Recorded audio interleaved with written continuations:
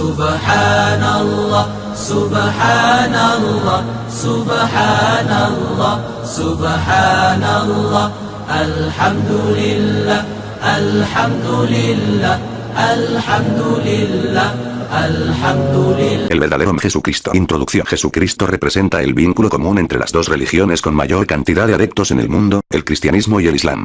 El siguiente estudio del mensaje de Jesús y su persona se basa en este vínculo. Es nuestro anhelo que a través de este estudio, tanto musulmanes como cristianos entiendan mejor el significado de Jesús y la importancia de su mensaje. No obstante, para que podamos identificar con precisión el verdadero mensaje de Jesucristo, hay que mantener un punto de vista objetivo a lo largo de la investigación. No debemos dejar que las emociones opaquen nuestra visión y terminen cegándonos de la verdad. Debemos prestar atención a todos los temas de manera racional y separar la verdad de la falsedad, con ayuda del Todopoderoso. Cuando vemos la variedad de falsas religiones y creencias desviadas que hay en el mundo y el celo con el que sus seguidores sostienen esas creencias, se hace evidente que esas personas no pueden encontrar la verdad debido a su compromiso ciego con esas creencias.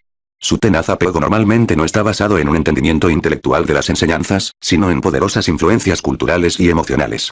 Dado que fueron criados en una familia o sociedad en particular, se aferran firmemente a las creencias de esa sociedad, creyendo que tienen la verdad. La única manera en que podemos encontrar la verdad sobre cualquier cosa es encararla de manera lógica y sistemática. 6. Primero, debemos sopesar la evidencia y luego juzgarla mediante la inteligencia que Dios nos ha dado. En el mundo material, la inteligencia es fundamentalmente lo que distingue a humanos de animales, los cuales actúan meramente por instinto. Luego de determinar cuál es la verdad objetiva, debemos comprometernos a ella emocionalmente. Sí, hay lugar para el compromiso emocional, pero el mismo debe llegar después de una comprensión razonada de todos los temas.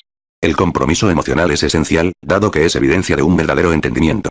Cuando uno entiende plena y correctamente la realidad del tema, está preparado mental y espiritualmente para sostener con fuerza esa realidad. Es desde ese punto de vista intelectual y espiritual que se analizará en las siguientes páginas el tema del mensaje de Jesús y su relevancia para quienes desean seguir a Dios. Dr. Bilal Phillips, Arabia Saudita, 1989. 7. Capítulo 1. Las Escrituras. El título El verdadero mensaje de Jesucristo se compone de dos partes básicas. 1. El mensaje, y 2. La persona de Jesucristo. Cada una es inseparable de la otra. Para poder entender el mensaje de Jesús, debemos saber quién fue. No obstante, para entender quién fue, es necesario identificar y comprender su mensaje. Hay dos caminos posibles a tomar a la hora de analizar la identidad de Jesucristo y el contenido de su mensaje. Uno se basa en los registros históricos compilados por los historiadores modernos a partir de las escrituras y reliquias de ese período, mientras que el otro se basa en los contenidos de las escrituras reveladas. En realidad, hay muy poca evidencia histórica que nos informe quién fue Jesucristo o que determine cuál fue su mensaje. Los documentos históricos oficiales de esa época prácticamente no contienen registros de Jesús. Un estudioso de la Biblia, R.T. France, escribe lo siguiente: ninguna inscripción del siglo I lo menciona, ni tampoco sobrevive ningún objeto o construcción que tenga una relación directa con él. 1. Un Time, 18 de diciembre 1995, p. 46. 8. Este hecho incluso ha llevado a algunos historiadores occidentales a sostener erróneamente que Jesucristo nunca existió. Por lo tanto, la investigación debe basarse principalmente en las escrituras que tratan de la persona y la misión de Jesucristo. Las escrituras en cuestión son aquellas reconocidas oficialmente por el cristianismo y el islam. Sin embargo, para analizar con precisión la información contenida en dichos textos religiosos, es esencial determinar primero su validez. Se trata de fuentes documentales y evidencias confiables, o son mitos e historias humanas fraguadas, o son una mezcla de ambos. ¿Son el Antiguo y Nuevo Testamentos escrituras reveladas divinamente? ¿Cuán auténtico es el Corán? Para que la Biblia y el Corán sean la palabra divina de Dios, deben estar libres de cualquier contradicción inexplicable, y no debe caber ninguna duda sobre su contenido ni sus autores. Si este es el caso, el material contenido en el Antiguo y el Nuevo Testamento y el Corán puede considerarse fuentes confiables de información sobre el mensaje y la persona de Jesucristo. Auténticos manuscritos. Diversos estudiosos han documentado a partir de varias ramas y sectas del cristianismo que gran parte del material de la Biblia es de dudosa autenticidad. En el prefacio de The Myth of God Incarnate, el editor escribió lo siguiente: 9. En el siglo XIX, el cristianismo occidental hizo dos nuevos e importantes ajustes en respuesta a dos ampliaciones igualmente importantes del conocimiento humano. Aceptó que el hombre es parte de la naturaleza y que ha surgido de la evolución de las formas de vida en esta tierra, y aceptó que los libros de la Biblia fueron escritos por seres humanos en diversas circunstancias, y que no se puede establecer que tienen autoridad verbal divina. 2. En la revista internacional de noticias Newsweek 3, que publicó un artículo titulado Lord, What Wrote the Prayer? Oh Señor, ¿quién escribió tu plegaria? Un grupo de teólogos de las principales sectas protestantes, junto con respetados estudiosos católicos de los Estados Unidos, concluyeron, luego de un análisis detallado de los primeros manuscritos del Nuevo Testamento, que la única palabra del Padre Nuestro 4 que pueden atribuirse a Jesucristo es Padre. Es decir, según los expertos consultados, todas las palabras que vienen después de la frase Padre Nuestro fueron agregadas siglos después por los escribas de la Iglesia, que copiaron los primeros manuscritos de los Evangelios 5. Por otro lado, el US News y World Report cita palabras del equipo de estudiosos, quienes dicen que más del 80% de las palabras atribuidas a Jesús en los 2 de Myth of God Incarnate, px 31 octubre 1988, p44, 4 Lucas 11, 2 y Mateo 6, 9, 10. 5. La palabra evangelio deriva del latín evangelium y del griego evangelion, que significa buenas nuevas o buenas noticias. The New Encyclopedia Britannica, Vol. 5, p. 379. 10. Evangelios podrían ser apócrifas 6. Eso incluye las palabras de la Eucaristía 7 de Jesús en la última cena, tomad y comed. Este es mi cuerpo, y todas las palabras que se dice fueron pronunciadas por él en la cruz. 8. El Dr. J.K. Elliot, del Departamento de Teología y Estudios Religiosos de la Universidad de Leeds, escribió un artículo publicado en The Times, Londres, 10 septiembre, 1987, titulado Checking the Bible's Roots, verificando las raíces de la Biblia. En el mismo sostiene que, más de 5.000 manuscritos contienen todo o parte del Nuevo Testamento en su idioma original. Estos van del siglo II de nuestra era hasta la invención de la imprenta. Se ha estimado que no hay 2 de ellos que coincidan en todos sus puntos. Inevitablemente, todos los documentos manuscritos están sujetos a contener errores accidentales en su copiado. Sin embargo, en las obras teológicas vivas no ha de sorprendernos que se introduzcan cambios deliberados para evitar o alterar palabras que el copista consideró poco firmes. También existió una tendencia de los copistas de agregar glosas explicativas 9. Es más probable que los cambios deliberados se hayan introducido en las primeras etapas antes de que se estableciera el estatus canónico del Nuevo Testamento. 6. Apócrifo. Fabuloso, supuesto o fingido, Oxford Advanced Learner's Dictionary, p. 45, 7. La Eucaristía es el pan y el vino tomados en la ceremonia cristiana basada en la última cena de Cristo, Oxford Advanced Learner's Dictionary, p. 410. 8. 1 julio 1991, p. 57. 9. Una glosa es un comentario explicativo añadido a un texto. Oxford Advanced Learner's Dictionary, p. 528. 11. El autor prosiguió explicando que ningún manuscrito contiene el texto original en su totalidad y sin modificar, y que uno no puede elegir ninguno de esos manuscritos y confiar exclusivamente en su texto como si fuera el monopolio de las palabras originales de los autores originales. Más adelante agregó, si uno sostiene aún más allá que el texto original ha sobrevivido en algún lugar entre los miles de manuscritos existentes 10, uno se ve obligado a leerlos todos, unir de manera sistemática las diferencias entre ellos, y luego evaluar, variante por variante, cuáles son los manuscritos que tienen el texto original y cuáles los secundarios. Tal perspectiva ha amilanado 11 a muchos estudiosos bíblicos que se han conformado con remitirse a los textos impresos de épocas anteriores, en los cuales solo se utilizó la evidencia de algunos manuscritos favoritos. Aún muchas de las recientes ediciones impresas del Nuevo Testamento griego, y las traducciones modernas basadas en él, siguen esta práctica de construir el texto sobre la estrecha base de que es poco probable que sea original en su totalidad. 10 existentes, en existencia, sobrevivientes. 11 amilanar, desalentar, atemorizar. 12 versiones de la Biblia inglesa. En el prefacio de la versión más utilizada de la Biblia, la versión estándar revisada, los autores escribieron lo siguiente. La versión estándar revisada de la Biblia es una edición autorizada de la versión estándar estadounidense, publicada en 1901, la cual era una revisión de la versión King James, publicada en 1611. La versión King James tenía que competir con la Biblia de Ginebra, 1560, en el uso popular. Pero al final prevaleció, y durante más de 2 siglos y medio no se realizó otra traducción autorizada de la Biblia al idioma inglés. La versión King James se convirtió en la versión autorizada de los pueblos angloparlantes, pero la versión King James tiene graves defectos. Hacia mediados del siglo XIX, el desarrollo de estudios bíblicos y el descubrimiento de muchos manuscritos más antiguos que aquellos en que se basaba la versión King James, dejó en evidencia que dichos defectos son muchos y muy serios y que ameritaban llamar a revisión la traducción inglesa. La tarea fue llevada a cabo, por autoridad de la Iglesia de Inglaterra, en 1870. La versión inglesa revisada de la Biblia fue publicada en 1881-1885, y la versión estándar estadounidense, su variante que engloba las preferencias de los estudiosos 13 estadounidenses asociados en esa obra, fue publicada en 1901. 12. La versión King James del Nuevo Testamento estaba basada en un texto griego plagado de errores y que contenía fallos acumulados de 14 siglos de copias manuscritas. Fue básicamente el texto griego del Nuevo Testamento según fue editado por Beza, 1589, quien siguió de cerca el publicado por Erasmo, 1516-1535, el que se basó en unos pocos manuscritos medievales. El primero y el mejor de los 8 manuscritos que Erasmo consultó era del siglo X, y prácticamente no lo utilizó ya que difería demasiado del texto recibido comúnmente. Beza tuvo acceso a 2 manuscritos de gran valor, que datan de los siglos V y VI, pero tampoco los utilizó demasiado ya que diferían del texto publicado por Erasmo. 13. La versión estándar estadounidense estaba protegida por derechos de autor, lo cual impedía que se realizaran cambios no autorizados. En 1928 estos derechos fueron adquiridos por el Consejo Internacional de Educación Religiosa, y fueron pasados a las iglesias de los Estados Unidos y Canadá que estaban asociadas en este ente a través de sus juntas de educación y publicación.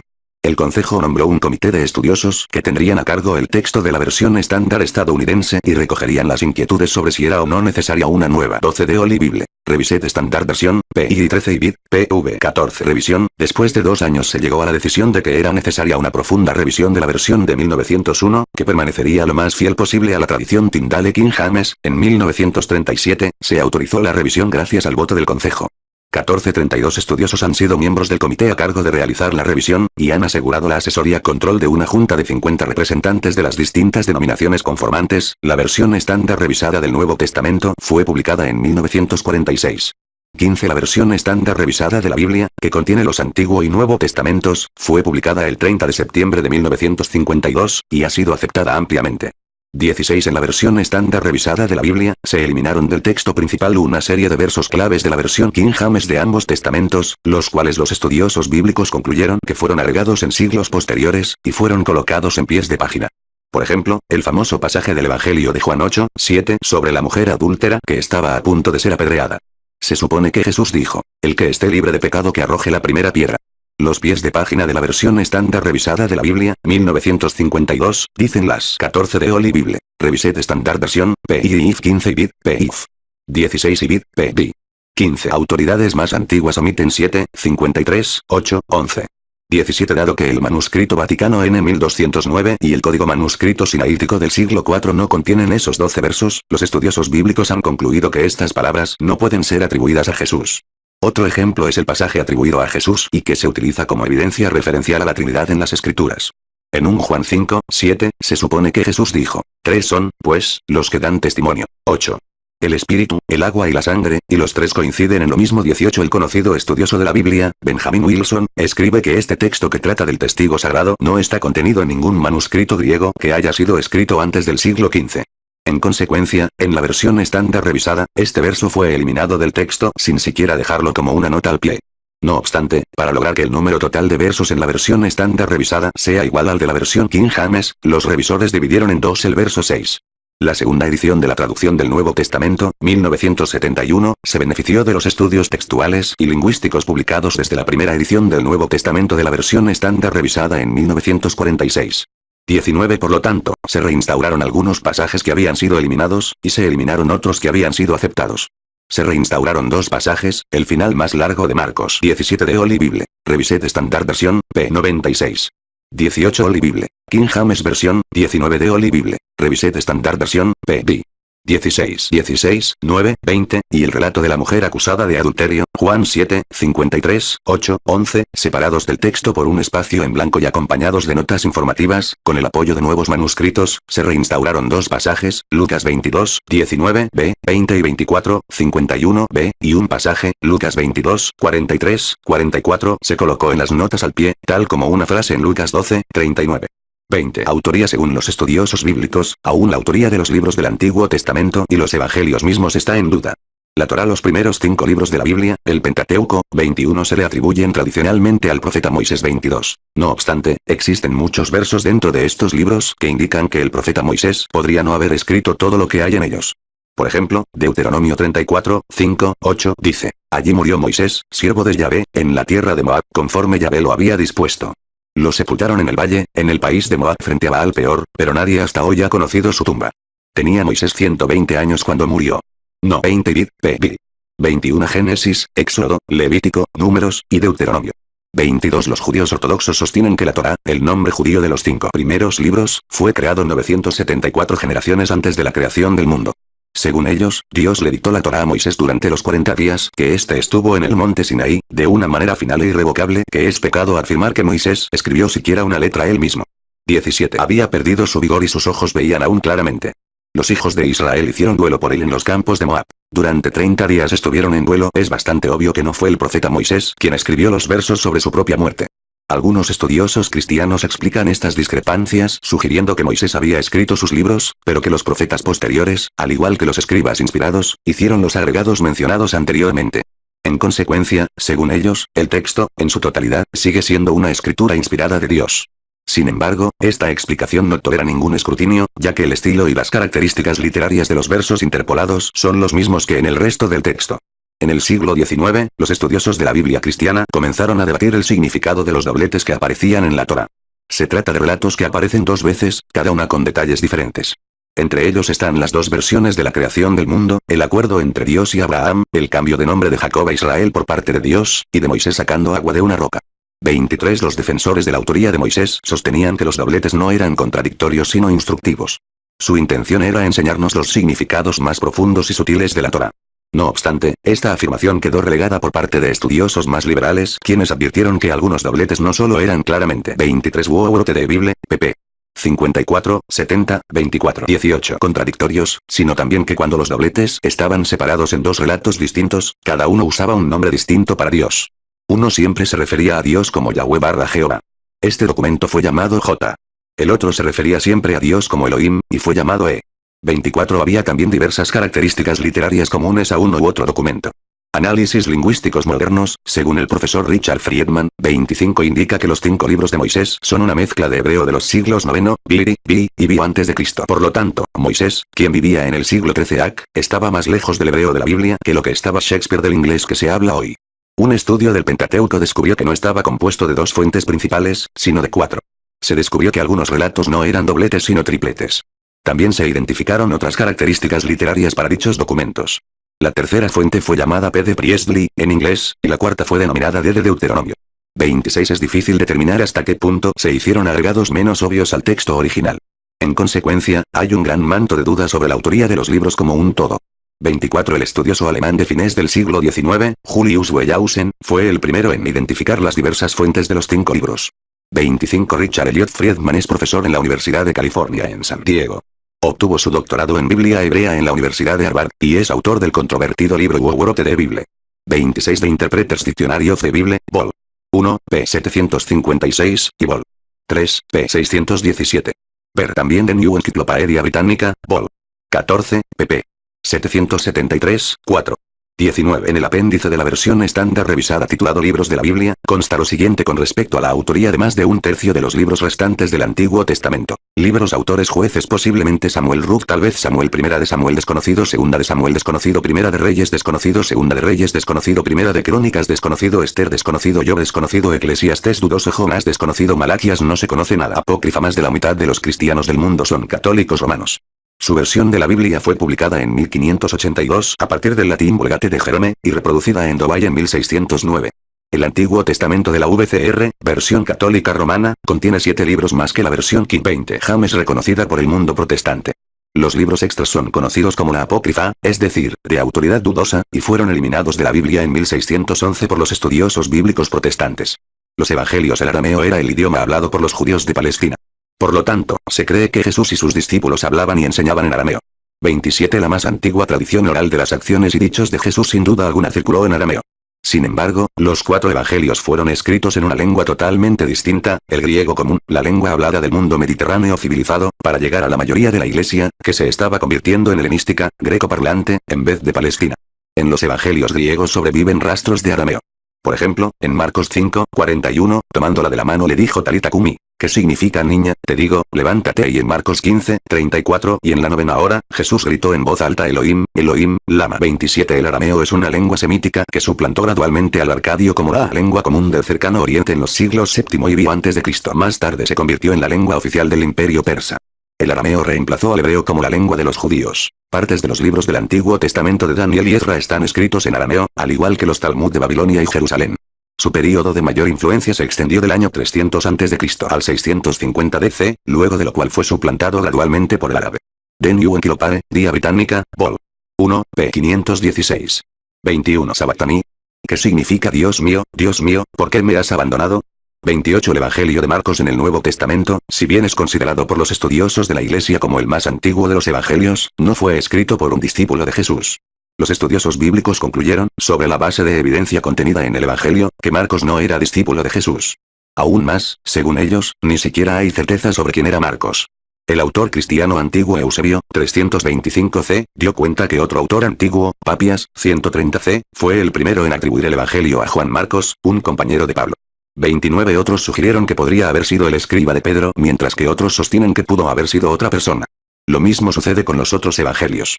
Si bien Mateo, Lucas y Juan son los nombres de discípulos de Jesús, los autores de los evangelios que llevan sus nombres no eran discípulos famosos, sino otras personas que usaban los nombres de los discípulos para darle credibilidad a sus relatos. De hecho, todos los evangelios circulaban originalmente de manera anónima. Los nombres de autor fueron asignados más tarde por figuras desconocidas de la primera iglesia. 30-28 Enciclopedia Americana, Vol. 3, p. 654. 29. 29 de Five Gospels, p. 20, y The New Encyclopedia Britannica, Vol. 14, p. 824. Para más referencias a los distintos marcos del Nuevo Testamento, ver Actos 12, 12, 25, 13, 5, 15, 36, 41, Colosos 4, 10, 2 Timoteo 4, 11, Filemón 24, y Pedro 5, 13. 30 de Five Gospels, p. 20.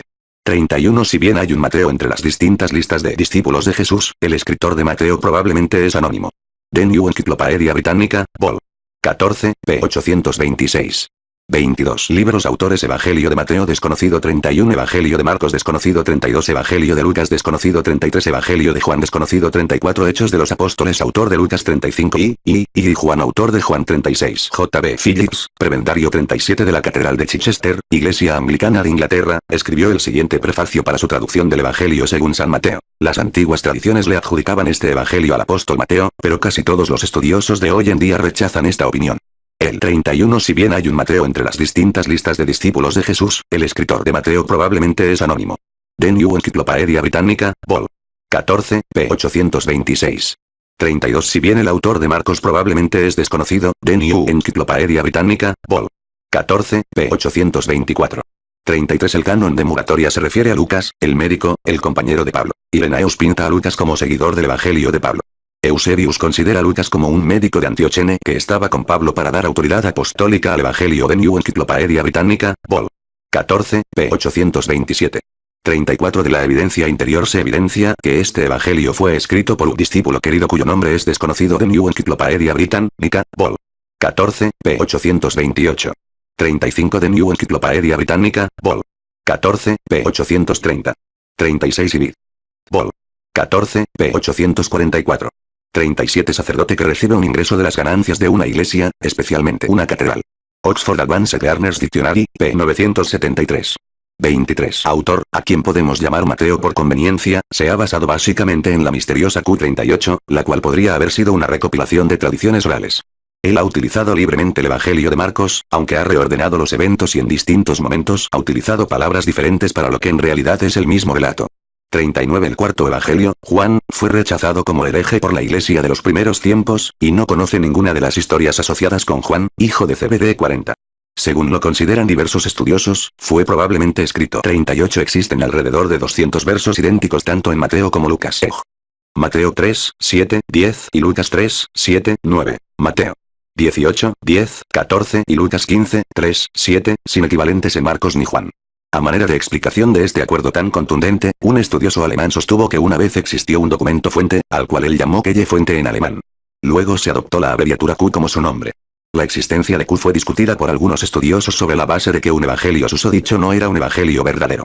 Quienes lo disputaban sostenían que no había paralelos antiguos a un evangelio que solo contiene dichos y parábolas y que carece de relatos sobre Jesús, especialmente sobre su juicio y muerte. El descubrimiento del evangelio de Tomás cambió todo eso. The Five Gospels, p. 12. Tomás contiene 114 dichos y parábolas atribuidos a Jesús. No tiene un marco narrativo. No se mencionan los exorcismos, sanaciones, juicio, y muerte, ni resurrección de Jesús. No hay relatos de su nacimiento ni su niñez. Ni tampoco de su ministerio público en Galilea y Judea. La traducción cóptica de este documento, escrito alrededor de 350 DC, encontrada en 1945 en Nag Hammadi en Egipto, les ha permitido a los expertos identificar 3 fragmentos griegos, que datan de aproximadamente el año 200 después de Cristo, descubiertos antes como piezas de 3 copias distintas del mismo evangelio. Tomás tiene 47 paralelos con Marcos, 40 paralelos con Q, 17 con Mateo, 4 con Lucas, y 5 con Juan. Alrededor de 65 dichos o partes de dichos son exclusivas de Tomás. The Five Gospels, p. 15. 39 de Gospels in Modern English. 40 Desde el siglo XVIII, los primeros 3 evangelios han sido llamados los evangelios sinópticos, debido a que los textos, puestos uno junto a otro, muestran un tratamiento similar de la vida y la muerte de Jesucristo. The New Encyclopedia Britannica, Vol. 5, p. 379. 24. Por una escuela de discípulos, quizás en Siria en la última década del siglo I. 41. Contradicciones. El carácter poco confiable de gran parte del material de la Biblia también puede encontrarse en las muchas contradicciones de los textos de los Antiguo y Nuevo Testamentos. Los siguientes son solo algunos ejemplos. El Antiguo Testamento 1. Los autores de Samuel y Crónicas relatan la misma historia sobre el profeta David realizando un censo a los judíos.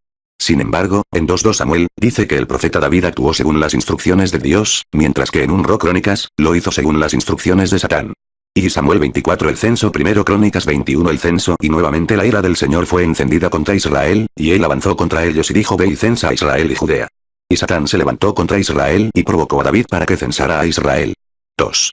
Al describir la duración de la plaga profetizada por Gad 42, el autor de 2 Samuel dijo que fue de 7 años, mientras que el autor de Crónicas lo estableció en 3 años.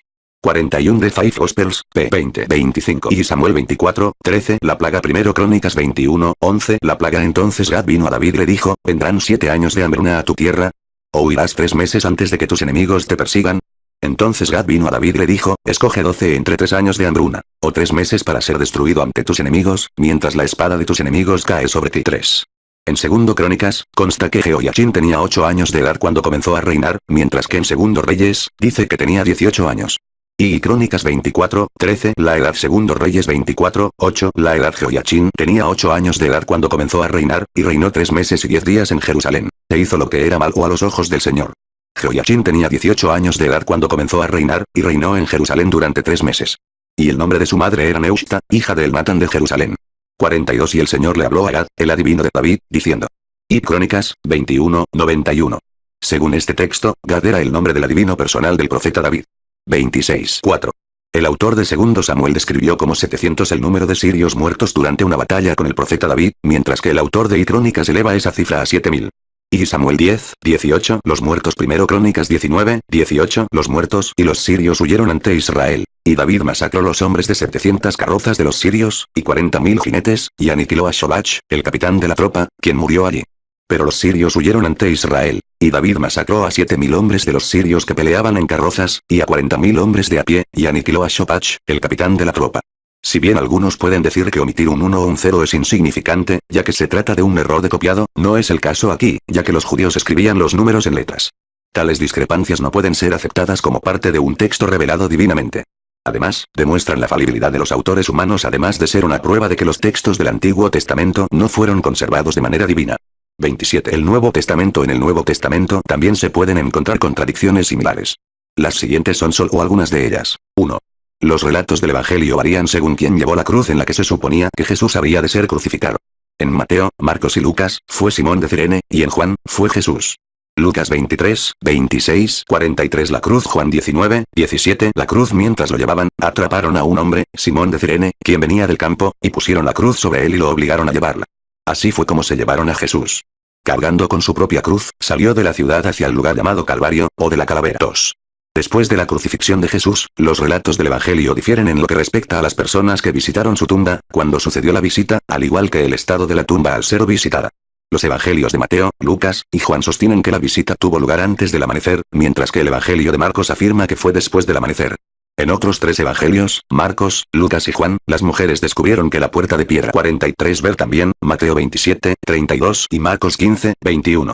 28 De la tumba estaba derrumbada, pero en uno de los evangelios, Mateo, la tumba estaba cerrada hasta que un ángel descendió ante ellos y la tumbó. Marcos, 16, 1, 2, la visita. Juan, 20, 1, la visita. Mateo, 28, 1, 2, la visita. Y cuando pasó el Sabbat, María Magdalena, y María, madre de Jaime y Salomé, compró especias para ir allí y ungirlo. 44. Y bien temprano el primer día de la semana, fueron a la tumba cuando el sol ya había salido. El primer día de la semana, María Magdalena fue temprano a la tumba, cuando aún estaba oscuro, y vio que la roca había sido quitada de la tumba. Después del Sabbat, hacia el alba del primer día de la semana, María Magdalena y la otra María fueron al sepulcro. Y allí había habido un gran terremoto, pues un ángel del Señor descendió de los cielos, tumbó la roca y se sentó sobre ella. 3. El Nuevo Testamento relata diversas historias respecto al destino de Judas Iscariote y el dinero que recibió por traicionar a Jesús. Según Mateo, se ahorcó, mientras que en Hechos de los Apóstoles consta que cayó en un campo y allí murió. 44. Ver también, Lucas 24, 1, 2, 29. Mateo 27, 3, 6. El destino de Judas. Hechos de los Apóstoles, 1, 18. El destino de Judas. Cuando Judas, su traidor, vio que Jesús fue condenado, se arrepintió y devolvió las 30 monedas de plata a los sacerdotes y ancianos, y arrojando las monedas de plata en el templo, se fue del lugar para luego ahorcarse. Este hombre adquirió una parcela con la recompensa de su maldad. Cayó allí súbitamente y estalló con sus entrañas saliéndole a borbotones. 4. Cuando se compara en Mateo 1, 6, 16 la genealogía de Jesús desde David con la de Lucas 3, 23, 31, existen varias diferencias. Primero, en Mateo, Jesús tiene 26 parientes entre él y David, pero en Lucas tiene 41. Segundo, los nombres en ambas listas varían considerablemente después de David, y solo 2 nombres coinciden, José y Zorobabel. Ambas listas comienzan con José, extrañamente, como padre de Jesús, pero en Mateo, el autor registra que el abuelo paterno de Jesús es Jacobo, mientras que en Lucas es Eli. Si uno aceptara la idea de que una de las listas es en realidad la genealogía de María, no 30, podría haber diferencias en lo que respecta a David, su antepasado en común. Ambas listas vuelven a encontrarse en Abraham, y entre David y Abraham la mayoría de los nombres coinciden.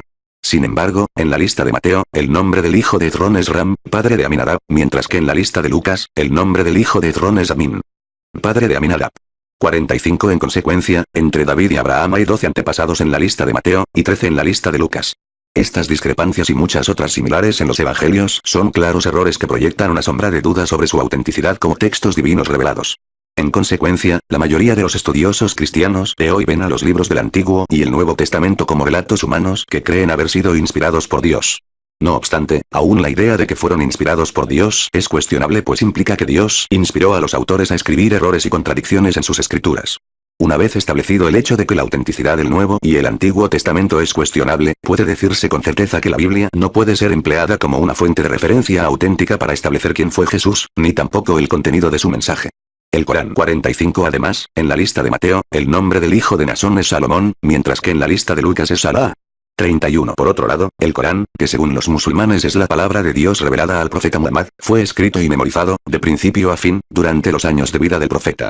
Durante el primer año después de su muerte, se produjo el primer texto escrito estándar del Corán. 46. Y en los primeros 14 años después de su muerte, las copias autorizadas, el texto uzmánico, realizadas a partir del Códice Estándar 47, fueron enviadas a las capitales del Estado musulmán, y se destruyeron las copias no autorizadas.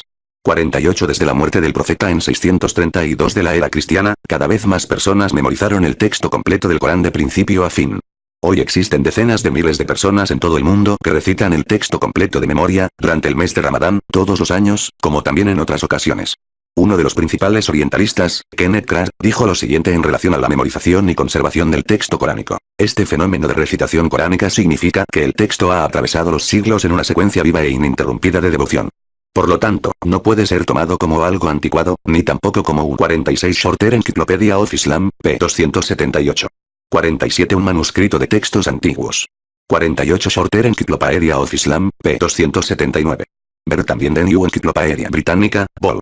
22, p. 8.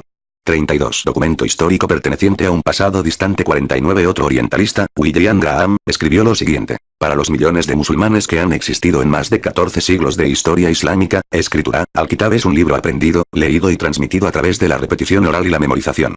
El Corán escrito puede arreglar visiblemente el texto autoritario de la palabra divina de una manera desconocida en la historia, pero el carácter autoritario del libro coránico solo llega a su plenitud y perfección cuando se recita correctamente. 50. John Burton, otro estudioso, afirmó, el método de transmitir el Corán de generación en generación, haciendo que los jóvenes memoricen la tradición oral de sus mayores desde el principio, ha mitigado de alguna manera los peores peligros de confiar solamente en los registros escritos.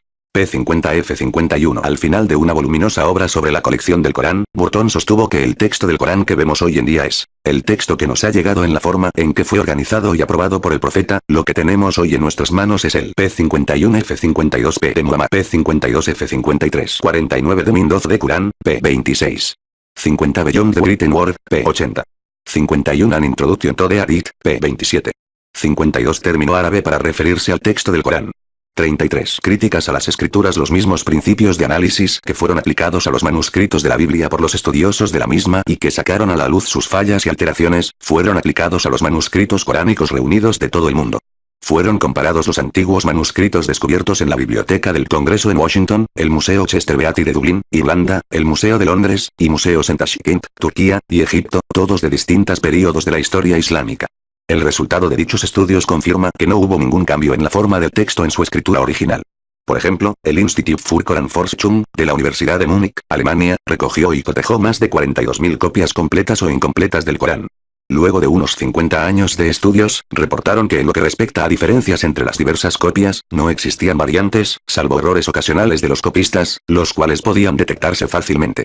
El instituto fue destruido por bombas estadounidenses durante la Segunda Guerra Mundial. 54 contradicciones en el Corán. El Corán permanece en su idioma original, el árabe, y el Corán desafía a sus lectores en el capítulo An-Nisa, 4, 82 a 53 de Collection of the Quran, p. 239, 40. 54 Muhammad Rasulullah, página 179. 34 Encontrar errores en el mismo, si es que no creen que de verdad viene de Dios. ¿Acaso no reflexionan en el Corán y sus significados? Si no procediera de allá habrían encontrado en él numerosas contradicciones. Las pocas contradicciones evidentes que mencionan aquellos que pretenden reducir el Corán a nivel de la Biblia pueden explicarse fácilmente. Por ejemplo, el primer creyente de los siguientes versículos. Capítulo Al-An'am 6, 14, capítulo Al-Araf 7, 143, diles. ¿Acaso tomaré como protector a otro en lugar de allá, siendo él originador de los cielos y la tierra, y quien alimenta sin tener necesidad de ser alimentado? Di, se me ha ordenado ser el primero en someterse a allá y no contarme entre quienes le asocian copartícipes. Pero cuando su señor se mostró a la montaña, ésta se convirtió en polvo, y Moisés cayó inconsciente. Cuando volvió en sí exclamó, glorificado seas. Me arrepiento y soy el primero en creer en ti. El primer versículo se refiere al profeta Muhammad, a quien le pidieron que les informe a los paganos de su época. 35 Que nunca podría aceptar su idolatría y que él sería el primero en esos tiempos en someterse a allá. En el segundo versículo, el profeta Moisés se declara el primero de su época en someterse a allá al darse cuenta de que era imposible ver allá. Cada profeta fue el primero de su era en someterse a allá. De igual manera, el día con Dios que se menciona en los siguientes versículos. Capítulo As-Sairah 32, 5, capítulo Al-Miraj 70, 4. Él es quien decreta todos los asuntos y hace descender a los ángeles con ellos de los cielos a la tierra, y luego ascienden a él en un mismo día recorriendo una distancia equivalente a transitar 1000 años de los vuestros. Ascenderán hacia él los ángeles y las almas un día que durará 50.000 años del día del juicio. Los dos versículos se refieren a dos hechos totalmente distintos. El primero se refiere al destino enviado y reportado y que dice que un día equivale a 1000 años de vida humana. 55 El segundo se refiere al ascenso de los ángeles desde el mundo a lo más alto de los cielos, lo cual les lleva a ellos un día equivalente a 50.000 años humanos. 56 Allá 55 Tafsir al-Qurtubi, Vol. 8, pp 5169, 70, 56 Fathul Qadir, Vol. 4, p. 349. 36 No está regido por el tiempo. Él creó el tiempo y lo hizo relativo a las criaturas que gobierna. En consecuencia, según los cálculos de los científicos modernos, un año en Marte equivale a 687 días terrestres, mientras que un año en Urano equivale a 84 años terrestres. 57 Podemos destacar que el texto coránico es consistente en su pensamiento y presentación. En el prefacio de una de las mejores traducciones orientalistas del Corán, el traductor, Arthur John Arbery, escribe lo siguiente. Existe un repertorio de temas familiares a lo largo de todo el Corán. Cada sura 58 elabora o bosqueja 59 uno o más a veces muchos de los mismos. Con el lenguaje de la música, cada sura es una rapsodía compuesta por leitmotivs enteros o fragmentos de ellos. 60 La analogía se refuerza con el sutil pero variado flujo rítmico del discurso. 61 Las referencias científicas en el texto coránico han demostrado ser consistentes y precisas, de manera inexplicable. En una conferencia dictada en la Academia Francesa de Medicina, en 1976, titulada Datos fisiológicos y embriológicos en el Corán, el Dr. Maurice Bucaille, dijo lo siguiente. 57 de New Encyclopedia Britannica, Vol. 27, pp. 551 y 571. 58 Un capítulo del Corán. 59 Indicar sutilmente. 60 Características recurrentes. 61 de Corán Interpreted, p. 28. 37 No existe obra humana que contenga afirmaciones del nivel de conocimiento para sus tiempos como el Corán. Para encontrar opiniones científicas comparables a las del Corán, hemos de referirnos al conocimiento moderno. 62 En referencia a la autoridad del Corán, el profesor Reynold A. Nicholson dijo lo siguiente. Tenemos en el Corán materiales de autoridad única e indiscutible para remontarnos al origen y primeros pasos del Islam, materiales que no existen en el caso del budismo o el cristianismo, ni en ninguna otra religión antigua. 63 En consecuencia, solo el Corán representa un medio preciso para determinar quién fue Jesús y cuál fue su mensaje. Además, el Corán también puede utilizarse para determinar hasta qué punto parte de la palabra revelada de Dios existe dentro de la Biblia. En el Corán, Dios les ordena a los creyentes a aceptar, como parte de su fe, la palabra divina revelada al profeta Moisés, conocida como la Torá, al profeta David en los salmos originales, y a Jesús en el Evangelio original. Los musulmanes están obligados a creer en todas las escrituras reveladas. Sin embargo, tal como consta en el Corán, todas las escrituras reveladas antes del Corán no han permanecido tal como fueron reveladas. La gente fue 62 de Quran and Modern Science, p. 6. 63 Literary History of the Arabs, pl 43. 34, 38, cambiando partes de ellas para adaptarlas según su conveniencia. Ya verán los que escriben el libro con sus manos y luego dicen, esto proviene de allá, para venderlo a vil precio. Ya verán las consecuencias de lo que escribieron con sus propias manos. Pobre de ellos por lo que cometieron. Corán 2, 79. Aún más, en el Antiguo Testamento, Dios es citado en Jeremías 8, 8, con las siguientes palabras. ¿Cómo pueden ustedes decir, somos sabios y poseemos la ley de Yahvé? Cuando es bien cierto que la han cambiado en mentira la pluma mentirosa de los escribientes. 64, 64. Revised Standard Version.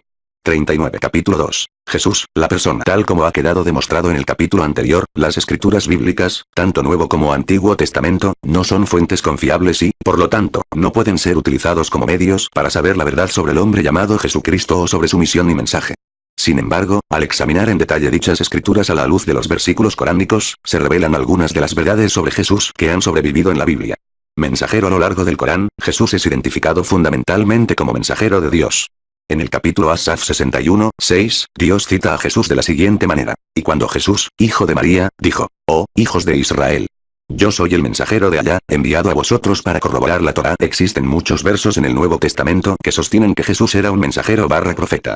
Los siguientes son solo algunos de ellos. En Mateo 21, 11, se describe que la gente de esos tiempos se refería a Jesús como profeta, y la muchedumbre respondía, este es el profeta Jesús, de Nazaret de Galilea. Exclamación de cierre. 40. En Marcos 6, 4, se dice que Jesús se consideraba a sí mismo como profeta. Jesús les dijo, si hay un lugar donde un profeta es despreciado, es en su tierra, entre su parentela y en su propia familia. En los siguientes versos, Jesús es considerado un mensajero, en la manera en que fue enviado.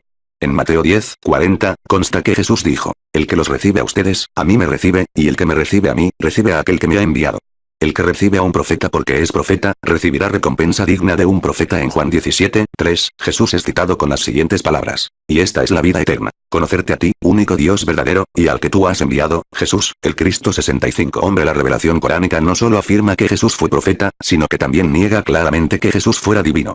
En el capítulo Al-Maida 5, 75, Dios señala que Jesús comía alimentos normales, lo cual es un acto humano, obviamente no digno de Dios. El Mesías hijo de María es solo un mensajero, igual que los otros mensajeros que le precedieron, y su madre fue una fiel y veraz creyente. Ambos comían. 65. Ver también Juan 4, 34, 5, 30, 7, 16 y 28, 11, 42, 13, 16, 14, 24. 41. Alimentos como el resto de la humanidad. Observa cómo les explicamos las evidencias y observa cómo a pesar de esto se desvían. Existen numerosos relatos en el Nuevo Testamento que también niegan la divinidad de Jesús. Por ejemplo, en Mateo 19, 17, Jesús le respondió a alguien que lo llamó buen maestro, diciendo, Jesús contestó, ¿por qué me preguntas sobre lo que es bueno? Uno solo es el bueno. Pero si quieres entrar en la vida, cumple los mandamientos. Si él rechazaba que lo llamasen bueno, 66 y sostenía que solo Dios es realmente bueno, claramente implica que él no es Dios. En Juan 14, 28, Jesús decía, el Padre es más grande que yo. Al decir que el Padre es más grande que él, Jesús se diferencia de Dios. También en Juan 20, 17, Jesús le dijo a María Magdalena que le dijera a sus seguidores, subo a mi Padre, que es Padre de ustedes, a mi Dios, que es Dios de ustedes. La referencia de Jesús a Dios como mi Padre, que es Padre de ustedes, enfatiza aún más la distinción entre él y Dios. Aún más, al referirse a Dios como su Dios, no dejó lugar para que nadie sostuviera que Jesús era Dios. Incluso en algunas de las escrituras de Pablo, las cuales la Iglesia considera sagradas, se refiere a Jesús como un hombre, diferente de Dios. En 1 Timoteo 2, 5, Pablo escribe lo siguiente. 66. Aquí Jesús rechaza ser llamado perfectamente bueno, porque la perfección solo le pertenece a Dios. Él fue bueno, pero, siendo hijo del hombre, como le gustaba que lo llamen, podía cometer errores. 42. Dios es único, y único también es el mediador entre Dios y los hombres, Cristo Jesús hombre. También hay versículos en el Corán que confirman el carácter humano de Muhammad, para así evitar que sus seguidores lo eleven a un estatus divino o semidivino, como se hizo con el profeta Jesús. Por ejemplo, en el capítulo Al-Kahf 18, 110, Allá le da instrucciones al profeta Muhammad, de que informe a todos los que escuchan su mensaje. Diles, yo no soy más que un hombre a quien se le ha revelado que solo debéis adorar a Allá, vuestra única divinidad. En el capítulo Al-Araf 7, 187, Allá también le dio indicaciones al profeta Muhammad, para que reconozca que el momento del juicio es algo que solo Dios conoce. Te preguntan cuándo llegará la hora del día de la resurrección. Diles, solo mi Señor lo sabe, y nadie salvo Él hará que esta acontezca en el momento decretado en el Evangelio según Marcos 13, 31, 32, se da cuenta de que Jesús ha negado conocer cuál será la hora final de este mundo, al decir, Jesús les propuso otra parábola. Aquí tienen una figura del reino de los cielos, el grano de mostaza que un hombre tomó y sembró en su campo. 32. Es la más pequeña de las semillas, pero cuando crece, se hace más grande que las plantas de huerto. Es como un 43 árbol, de modo que las aves vienen a posarse en sus ramas. Uno de los atributos de Dios es la omnisciencia, el conocimiento de todas las cosas. Por lo tanto, si niega el momento en que ocurrirá el día del juicio, claramente está negando su divinidad, pues quien no conoce el momento de su hora final no puede ser Dios. 67. Inmaculada Concepción. El Corán confirma el relato bíblico de que Jesús nació de una mujer virgen. Sin embargo, en el relato coránico del nacimiento de Jesús, María era una mujer soltera cuya vida estaba dedicada a la adoración de Dios por su madre. Si bien ella adoraba a Dios en un lugar de reclusión religiosa, los ángeles vinieron y le informaron que estaba embarazada. Y cuando los ángeles dijeron, «Oh, María, allá te albricia con su palabra sé. Su nombre será el Mesías Jesús, hijo de María. Será distinguido en esta vida y en la otra, y se contará entre los más próximos a Allá». Corán 3:45 dijo, «Oh, Señor mío. ¿Cómo podré tener un hijo si no me ha tocado ningún hombre?» Le respondió, «Así será. Allá crea lo que le place. Cuando decide algo, solo dice, sé». Y es Corán 3:47-67. Cabe notar que, a pesar de las advertencias coránicas y otras afirmaciones del profeta Muhammad mismo, algunos musulmanes lo han elevado a un estatus semidivino, dirigiendo hacia él o a través de él sus oraciones. 44. Sin embargo, el Corán aclara que el nacimiento de Jesús no cambió su carácter de humano. Su creación fue como la creación de Adán, quien no tuvo padre ni madre. Por cierto que el ejemplo de Jesús ante Allá es semejante al de Adán, a quien creó de barro y luego le dijo, sé. Y fue Corán 3:59. Los milagros. El relato coránico del ministerio de Jesús confirma la mayor parte 68 de sus milagros mencionados en la Biblia e identifica algunos otros que no se mencionan en la Biblia. Por ejemplo, el Corán informa que Jesús fue mensajero de Dios desde su nacimiento, y su primer milagro fue hablar desde que era un niño en la cuna. Luego de que María dio a luz a Jesús, la gente la acusó de fornicación.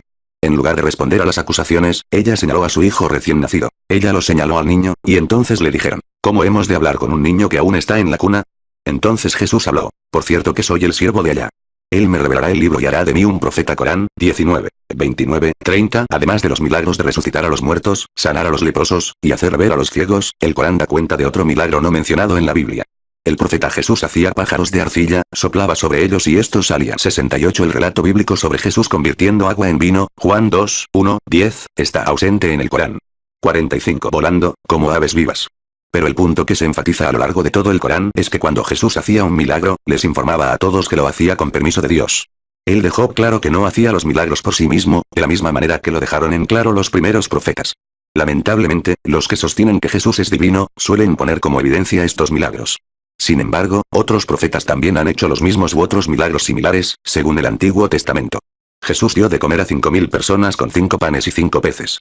Eliseo dio de comer a 100 personas con 20 panes de cebada y unas cuantas mazorcas de maíz. Y Reyes 4:44, Jesús sanó a los leprosos. Elisa curó a Naamán el leproso. Y Reyes 5:14, Jesús hizo ver a los ciegos. Elisa hizo ver a los ciegos. Y Reyes 6:17 y 20, Jesús levantó a los muertos. Elija hizo lo mismo. Y Reyes 17:22. También lo hizo Elisa. Y Reyes 4:34. Incluso los huesos de Elisa podían resucitar a los muertos. Y Reyes 13:21, Jesús caminó sobre el agua. Moisés y su pueblo cruzaron el mar. Éxodo 46:14-22. También hay textos en el Nuevo Testamento que confirman que Jesús no actuaba por sí mismo. Jesús es citado en Juan 5:30 con las siguientes palabras: yo no puedo hacer nada por mi cuenta, y en Lucas 11:20 con estas palabras: en cambio, si echo los demonios con el dedo de Dios, comprendan que el reino de Dios ha llegado a ustedes. En Hechos de los Apóstoles 2:22, Pablo escribe: israelitas, escuchen mis palabras. Dios acreditó entre ustedes a Jesús de Nazaret. Hizo que realizara entre ustedes milagros, prodigios y señales que ya conocen. Evidencia de la divinidad de Jesús. Existe un número de versos que han sido interpretados por las iglesias católica y protestante como evidencia de la divinidad de Jesucristo. Sin embargo, al examinar detenidamente dichos versos, se pone en evidencia que, o las palabras son ambiguas, dejándolas abiertas a diversas interpretaciones, o son añadiduras que no existían en los manuscritos originales de la Biblia. Los siguientes son algunos de los argumentos más comunes. 1. Alfa y Omega. En el libro de Apocalipsis 1, verso 8, se da a entender que Jesús dijo lo siguiente sobre sí mismo. 47. Yo soy Alfa y Omega, dice el Señor Dios, aquel que es, que era y que ha de venir, el Todopoderoso. Esos son atributos de Dios. En consecuencia, Jesús, según los primeros cristianos, afirma aquí ser una divinidad. No obstante, las palabras mencionadas son tomadas de la versión King James. En la versión estándar revisada, los estudiosos bíblicos corrigieron la traducción y escribieron lo siguiente: yo soy el Alfa y la Omega, dice el Señor Dios, aquel que es, que era y que ha de venir, el Todopoderoso. También se hizo una corrección en la Nueva Biblia Americana producida por los católicos. La traducción de dicho verso fue enmendada para que quedara en el contexto correcto de la siguiente manera: dice el Señor Dios, yo soy el Alfa y la Omega, aquel que es, que era y que ha de venir, el Todopoderoso. Con dichas correcciones, queda en evidencia que fueron palabras de Dios, no del profeta Jesús. 2. La preexistencia de Cristo. Otro verso utilizado comúnmente para apoyar la divinidad de Jesús es Juan 8:58. Contestó Jesús: en verdad les digo que antes que Abraham existiera, yo soy. Este verso es considerado una prueba de que Jesús existió antes de su aparición sobre la tierra. La conclusión que se 48 obtiene de esto es que Jesús debe ser Dios, dado que su existencia es anterior a su nacimiento en la tierra. Sin embargo, el concepto de preexistencia de los profetas, y del hombre en general, existe en el Antiguo Testamento y en el Corán. Jeremías se describe a sí mismo de la siguiente manera en el libro de Jeremías 1:4-5. Me llegó una palabra de Yahvé: antes de formarte en el seno de tu madre, ya te conocía; antes de que tú nacieras, yo te consagré, y te destiné a ser profeta de las naciones. Se dice que el profeta Salomón dijo lo siguiente en Proverbios 8:23-27. Antes de los siglos fui formada, desde el comienzo, mucho antes que la tierra. Aún no existían los océanos cuando yo nací, no había fuente alguna de donde brotaran los mares. Las montañas no habían aparecido, ni tampoco había colinas cuando fui dada a luz. Yahvé no había hecho ni la tierra ni el campo, ni siquiera el primitivo polvo del mundo. Yo ya estaba allí cuando puso los cielos en su lugar, cuando trazó en el océano el círculo de los continentes según Job 38:4-21. Dios se dirige al profeta Job de esta manera: ¿dónde estabas tú cuando yo fundaba la tierra? Habla, si es que sabes tanto.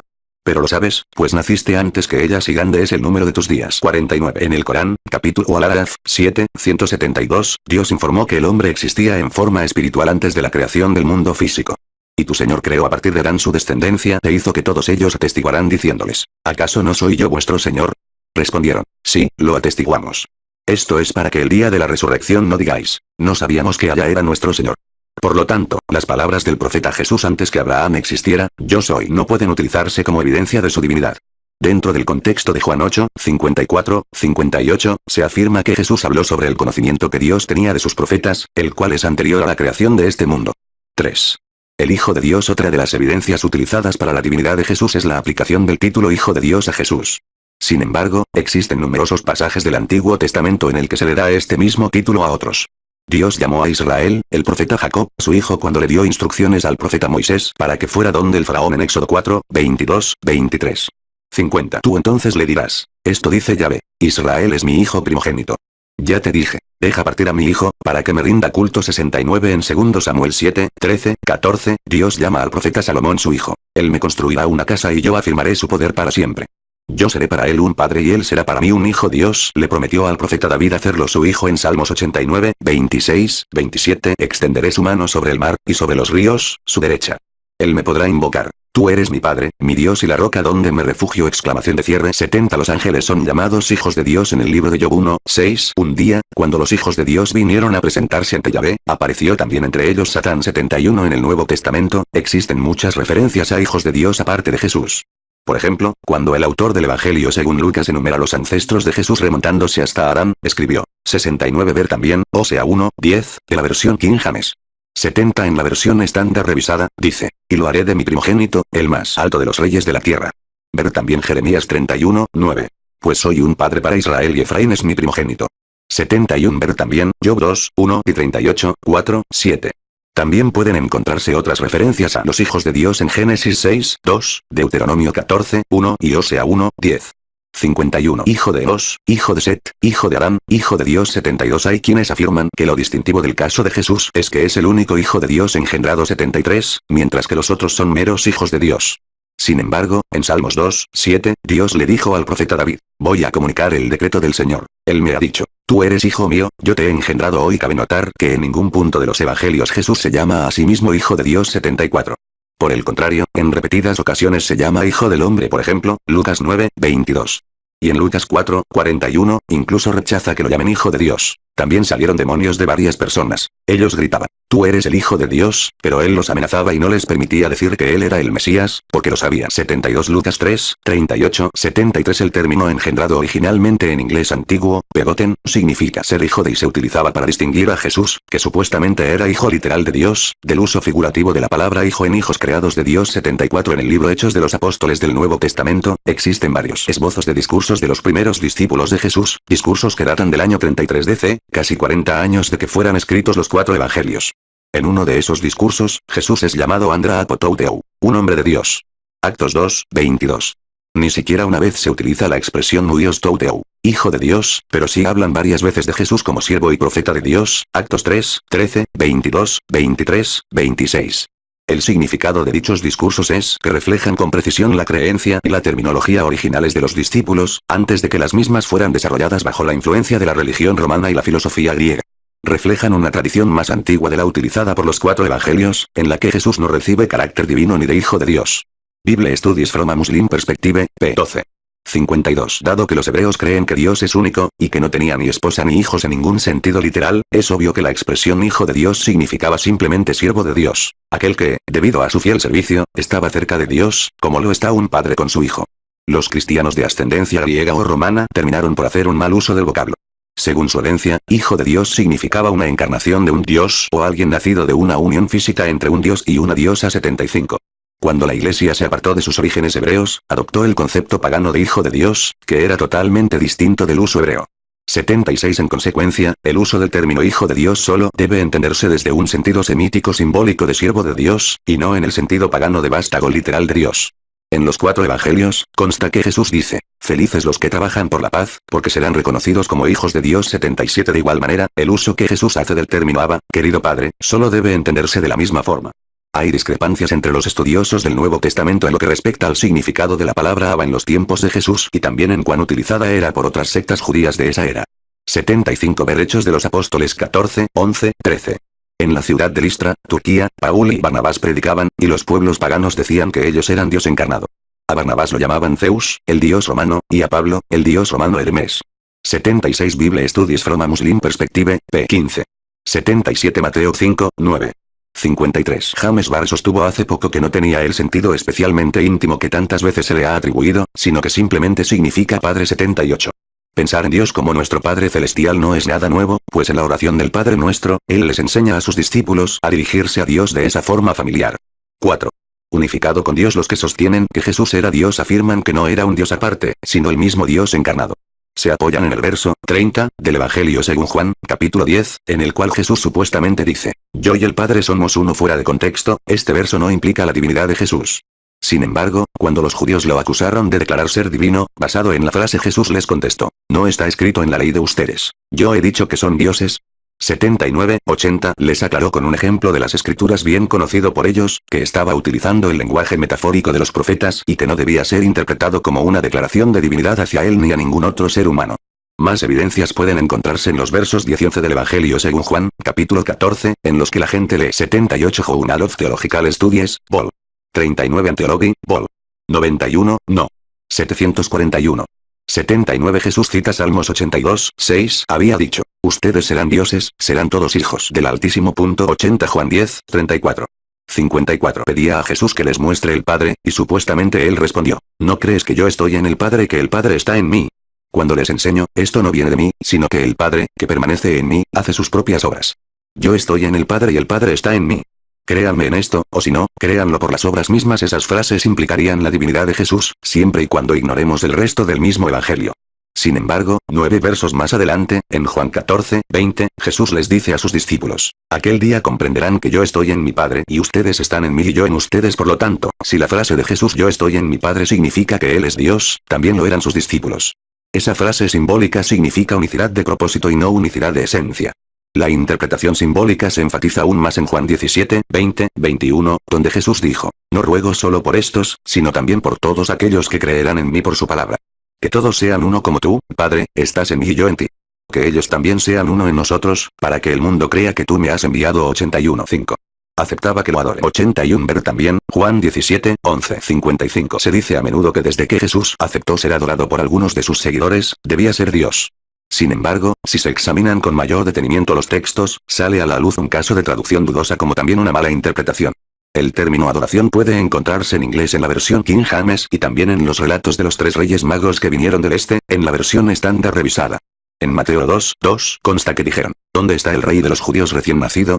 Porque hemos visto su estrella en el oriente y venimos a adorarlo. 82 Sin embargo, en la Nueva Biblia estadounidense, The New American Bible, Catholic Press, 1970, el texto dice, ¿dónde está el rey de los judíos recién nacido? Porque hemos visto su estrella en el oriente y venimos a homenajearlo. En la versión estándar revisada, Juan 9, 37, 38. Jesús le dijo, tú lo has visto, y es el que está hablando contigo. 38. Él entonces dijo, creo, Señor. y lo adoró 83. Sin embargo, en la Biblia estadounidense, los traductores expertos agregaron una nota al pie que decía lo siguiente. 9:38. Este verso, omitido en importantes manuscritos. 82. Ver también, Mateo 2:8.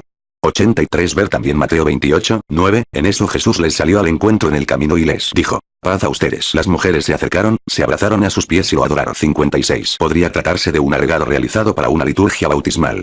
Este verso no aparece en importantes manuscritos antiguos que contenían este evangelio. Probablemente se trata de una añadidura posterior realizada por escribas de la Iglesia para su uso en servicios bautismales. Aún más, como respetada autoridad sobre temas bíblicos y su idioma original, George M. Lamsa explicó: el vocablo arameo sagad, adoración, también significa inclinarse o arrodillarse. Los orientales se saludaban inclinando la cabeza o el cuerpo. 84, y lo adoró no implica que adoraba a Jesús como se adora a Dios. Tal acto habría sido considerado como sacrilegio e incumplimiento del primer mandamiento ante los ojos de judíos, y el hombre habría sido apedreado. Sino que se arrodilló ante él como muestra de respeto y gratitud. 85. La escritura final, el Corán, clarifica el tema de la adoración o no a Jesús, citando una conversación que tendrá lugar entre Jesús y Dios el día del juicio. Allá dice en el capítulo Al-Maida, 5, 116, 7, y cuando dijo Allá: oh, Jesús hijo de María, ¿eres tú quien ha dicho a los hombres, tomadnos a mí y a mi madre como divinidades en vez de Allá? Dijo: glorificado seas. No me corresponde decir algo sobre lo que no tengo derecho. Si lo hubiera dicho tú. 84. Gospel Light, 1936 ed. p. 353, citado en Jesús, p. 21. 85. Gospel Light, 1936 ed. p. 353, citado en Jesús, p. 21. 57. ¿Sabías? Tú conoces lo que encierra mi alma, mientras que yo ignoro lo que encierra la tuya. Tú eres quien conoce lo oculto. No les he dicho sino lo que tú me has ordenado. Adorad a Allá, mi Señor y el vuestro. Mientras permanecí con ellos velé por ellos, pero después de que me llevaste contigo fuiste tú quien les vigiló. Tú eres testigo de todas las cosas. 6.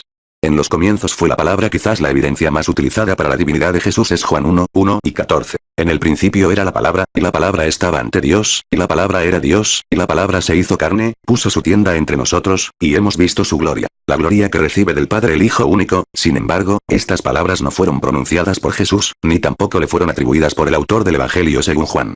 En consecuencia, estos versos no constituyen evidencia de la divinidad de Jesús, especialmente considerando las dudas que tienen los estudiosos cristianos sobre el cuarto evangelio. Los estudiosos bíblicos autores de The Five Gospels dijeron: los dos cuadros pintados por John y los evangelios sinópticos, es decir los evangelios de Mateo, Marcos y Lucas, no son históricamente exactos. 86. Las palabras 86. El evangelio de Juan difiere tan radicalmente de los otros tres evangelios, los evangelios sinópticos, que la autenticidad es dudosa. Por ejemplo, los evangelios sinópticos, el evangelio de Juan 58 atribuidas a Jesús en el cuarto evangelio son en su mayor parte la creación de un evangelizador, y refleja el idioma desarrollado de la comunidad cristiana de Juan. 87. El término griego utilizado por el autor anónimo del cuarto evangelio para palabra es logos. 88. Al hacerlo, el autor identifica a Jesús con el logos pagano de la filosofía griega, quien fue la razón divina implícita en el cosmos, ordenándolo y dándole forma y significado. 89. La idea del logos en griego puede remontarse al menos al filósofo del siglo VI Isaac, Heráclito, quien propuso que existía un logos en el proceso cósmico análogo al poder razonante del hombre. Más tarde, los estoicos 90 definieron el ministerio público de Jesús dura 1 año, el ministerio público de Jesús dura 3 años, Jesús habla en parábolas y frases breves, Jesús habla en largos discursos filosóficos. Jesús tiene poco que decir sobre sí mismo, Jesús habla largo y tendido sobre su misión y su persona. Echar a los vendedores del templo es la última de sus misiones sobre la tierra. Echar a los vendedores del templo es el primer incidente de su misión. Jesús defiende las causas de los pobres y oprimidos. Jesús tiene poco o nada que decir sobre los pobres y oprimidos. Jesús es exorcista. Jesús no realiza exorcismos. Jesús es crucificado el 15 de Nisan. Jesús es crucificado el 14 de Nisan, el día del sacrificio de la Pascua judía. 87. The Five Gospels, p. 10. 88. Su plural es logo y también significa razón o plan. 89. El concepto definido por el término logos también se encuentra en los sistemas filosóficos y teológicos indio, egipcio y persa. The New Encyclopedia Britannica, Vol. 7, p. 440. 90. Los estoicos eran filósofos que seguían las enseñanzas del pensador Zeno de Cítico, siglo IV, Iriac. 59. Logos como un principio activo, racional y espiritual que se encontraba en todos los ámbitos de la realidad. 91. El filósofo judío grecoparlante Filón de Alejandría, 15 ac. 45 DC, enseñaba que el logos era el intermediario entre Dios y el cosmos, el agente entre Dios y el cosmos, y el agente de la creación y a través del cual la mente humana puede comprender a Dios. 92. Los escritos de Filón fueron conservados y atesorados por la Iglesia, y brindaron una inspiración para una sofisticada teología filosófica cristiana. Él partió del pensamiento platónico con respecto al logos, palabra, y lo llamó el primogénito de Dios. 93. La identificación de Jesús con el Logos fue desarrollada posteriormente en los primeros tiempos de la Iglesia como resultado de diversos intentos realizados por los primeros teólogos y apólogos cristianos para expresar la fe cristiana en términos que fueran comprensibles para el mundo helenístico. Aún más, la intención fue impresionar a los oyentes con la idea de que la cristiandad era superior a, o heredera de, todo lo mejor de la filosofía pagana. Así, en sus apologías y polémicas obras, los primeros padres cristianos sostuvieron que Cristo era el Logos preexistente. 94. La palabra griega utilizada para decir Dios en la frase "y la palabra estaba con Dios" es la forma definida o teos, que 91 llamaban a Logos providencia, naturaleza, Dios y alma del universo. 92. Según Filón y los platonistas medios, los filósofos que interpretaban en términos religiosos las enseñanzas del filósofo griego Platón, el Logos era inherente en el mundo y al mismo tiempo la mente divina trascendente. De New Encyclopaedia Britannica, Vol. 7, p. 440. 93. De New Encyclopaedia Britannica, Vol. 9, p. 386. 94. Ibid. Vol. 7, p. 440. Jrist in Islam, pp. 40, 1. 55. 94. Ibid. Vol. 7, p. 440. 60. Significa el Dios. Sin embargo, en la segunda frase "y la palabra era Dios", la palabra griega utilizada para decir Dios es la forma indefinida tonteos, que significa un Dios. 95. Por lo tanto, Juan 1:1 debería ser traducido más precisamente de la siguiente manera: en el comienzo era la palabra, y la palabra estaba con Dios, y la palabra era un Dios. Por lo tanto, si la palabra era un Dios en sentido literal, significaría que había dos dioses y no uno. Sin embargo, en lenguaje bíblico, el término Dios se usa metafóricamente para indicar poder. Por ejemplo, Pablo se refirió al demonio como Dios en 2 Corintios 4:4. Se niegan a creer, porque el Dios de este mundo los ha vuelto ciegos de entendimiento y no ven el resplandor del Evangelio glorioso de Cristo, que es imagen de Dios. Moisés también es llamado Dios en Éxodo 7:1. Yahvé dijo a Moisés: "Mira lo que hago. Vas a ser como un Dios para Faraón, y Aarón, tu hermano, será tu profeta". 96. Pensamientos antiguos. Existía un serio conflicto entre las interpretaciones Paulina y de Jerusalén de Jesús y su mensaje. Este conflicto, después de ir empeorando durante años, terminó por dividirse. 95. Jrist in Islam, pp. 40, 41, 96. Esto es según la versión King James y la versión autorizada. En la versión estándar revisada, la traducción de este verso dice: "Y el Señor le dijo a Moisés: ves, te hago como Dios al faraón, y Aarón tu hermano será profeta". 61. Totalmente, a través del cual se fundó la Iglesia Cristiana Paulina, que en efecto comprendía una nueva religión separada del judaísmo. Por otro lado, los nazarenos de Jerusalén no cortaron sus vínculos con el judaísmo, pero se consideraban judíos practicantes en esencia, leales a la Torá, que también creían en Jesús, un Mesías humano. 97. Cuando la insurrección judía fue aplastada por los romanos y destruyeron su templo en el año 70 DC, los cristianos judíos se esparcieron, y terminó su poder e influencia como la iglesia madre y centro del movimiento de Jesús. 98. El movimiento cristiano paulino, que hasta el año 66 DC había luchado por sobrevivir frente a la desaprobación de Jerusalén, comenzaba ahora a marcar un camino. La Iglesia de Jerusalén, bajo el liderazgo de Jaime, conocida originalmente como los Nazarenos, pasó a ser conocida más tarde con el nombre despectivo de Ebionitas, del hebreo Ebionim, hombres pobres, que algunos nazarenos adoptaron con orgullo como un recordatorio de las palabras de Jesús: "Bienaventurados los pobres". Luego del ascenso de la Iglesia grecorromana, los nazarenos fueron considerados herejes, debido a su rechazo a las doctrinas de Pablo. 99. 97. de Mirmaker, p. 172. 98. 70 años más tarde, se reconstituyó una iglesia cristiana en Jerusalén, luego de que la ciudad fuera devastada por los romanos por segunda vez y reconstruida con el nombre de Aelia Capitolina. Esta nueva iglesia cristiana no tenía continuidad con la primera iglesia de Jerusalén liderada por Jaime. Sus miembros eran los gentiles, tal como atestigua Eusebio, y sus doctrinas eran las del cristianismo paulino. Eusebius, Ecclesiastical History, I. V. 2, 3, citado en Den Mirmaker, p. 174. 99. de Mirmaker, p. 175. 62. Según el historiador de la Iglesia Antigua, Ireneo, 185 DC, los ebionitas creían en un solo Dios, el Creador, enseñaban que Jesús era el Mesías, utilizaban solo el Evangelio según Mateo y rechazaban a Pablo como apóstata de la ley judía. 100. Se sabe que los ebionitas seguían existiendo en el siglo IV. Algunos abandonaron Palestina y se instalaron en Transjordania y Siria y luego en Asia Menor, Egipto y Roma. 101. El monarcanismo. 102. Un movimiento cristiano gentil desarrollado durante los siglos II y siguió representando la opinión monoteísta extrema de los ebionitas. Él mismo sostenía que Cristo era un hombre, concebido milagrosamente, pero que solo era hijo de Dios debido a que estaba pleno de sabiduría y poder divino. Este punto de vista fue enseñado en Roma hacia fines del siglo II por Teódoto, quien fue excomulgado por el Papa Víctor, y más tarde por Artemón, quien fue excomulgado por el Papa Ceferino.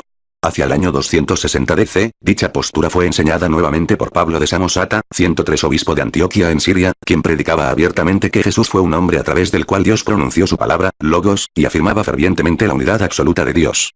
Entre los años 263 y 268 al menos 3 consejos eclesiásticos se llevaron a cabo en Antioquía para debatir la ortodoxia de 100 de New Encyclopedia Britannica, Vol. 4, p. 344. 101 y vid. Vol. 4, p. 344. 102 también conocido como monarcanismo dinámico adopcionista. 103 de New Encyclopedia Britannica, Vol. 8, p. 244. 63 Pablo. El tercero condenó su doctrina y lo destituyó. Sin embargo, Pablo contaba con el apoyo de Zenobia, reina de Palmira, quien controlaba Antioquía, y no fue sino hasta el año 272 que fue realmente destituido, cuando el emperador Aureliano derrotó a Zenobia.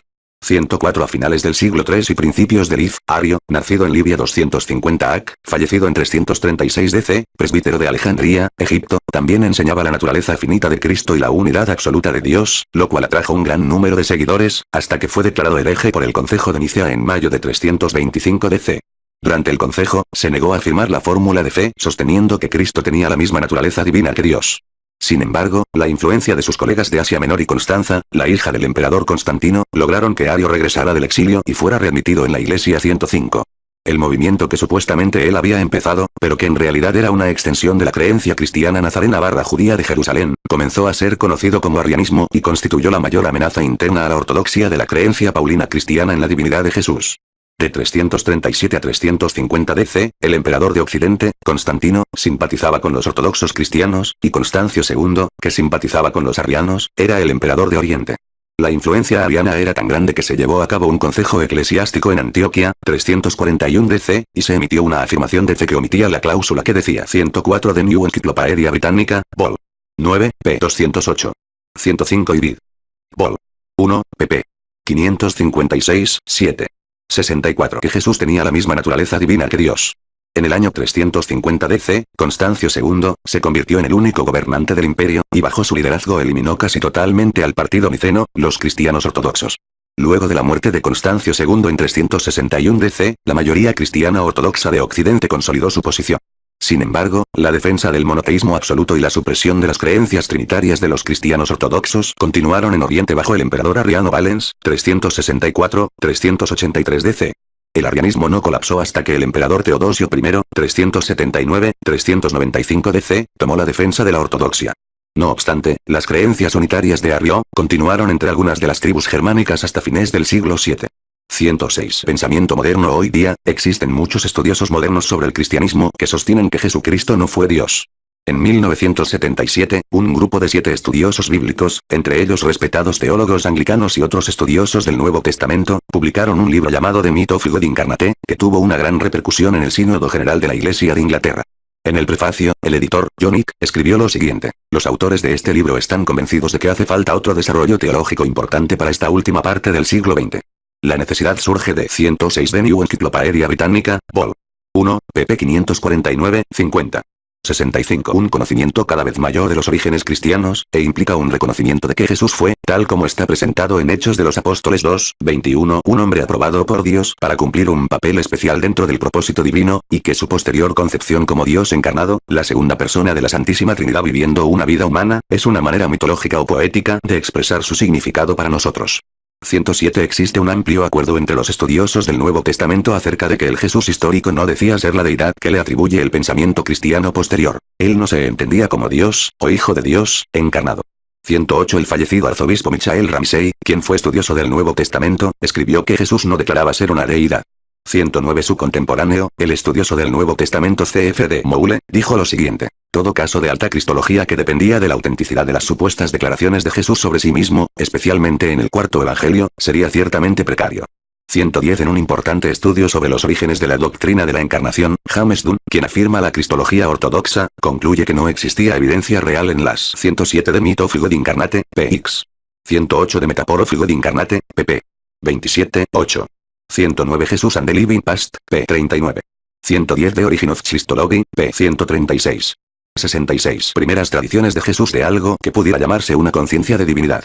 111 Nuevamente, Brian Blethwaite, un ferviente defensor de la cristología niceno-calcedonia, reconoce que ya no es posible defender la divinidad de Jesús en referencia a las declaraciones de Jesús.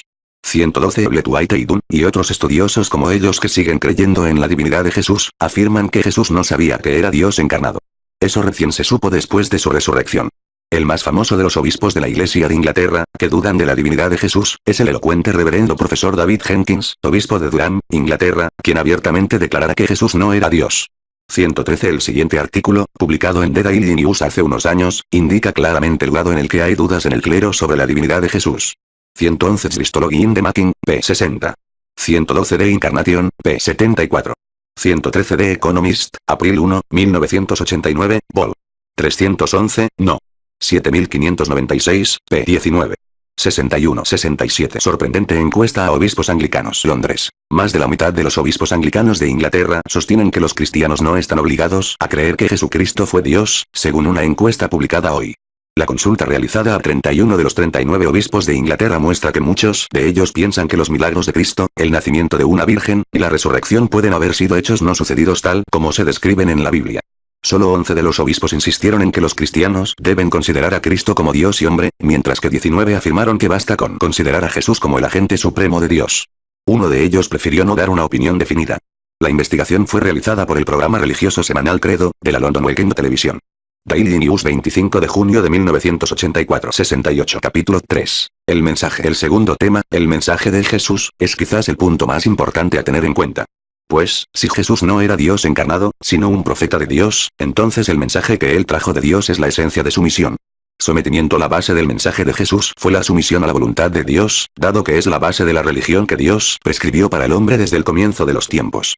Dios dice en el capítulo Al-Imran, el tercer capítulo del Corán, verso 19, ciertamente para allá la religión es el Islam, el sometimiento a él.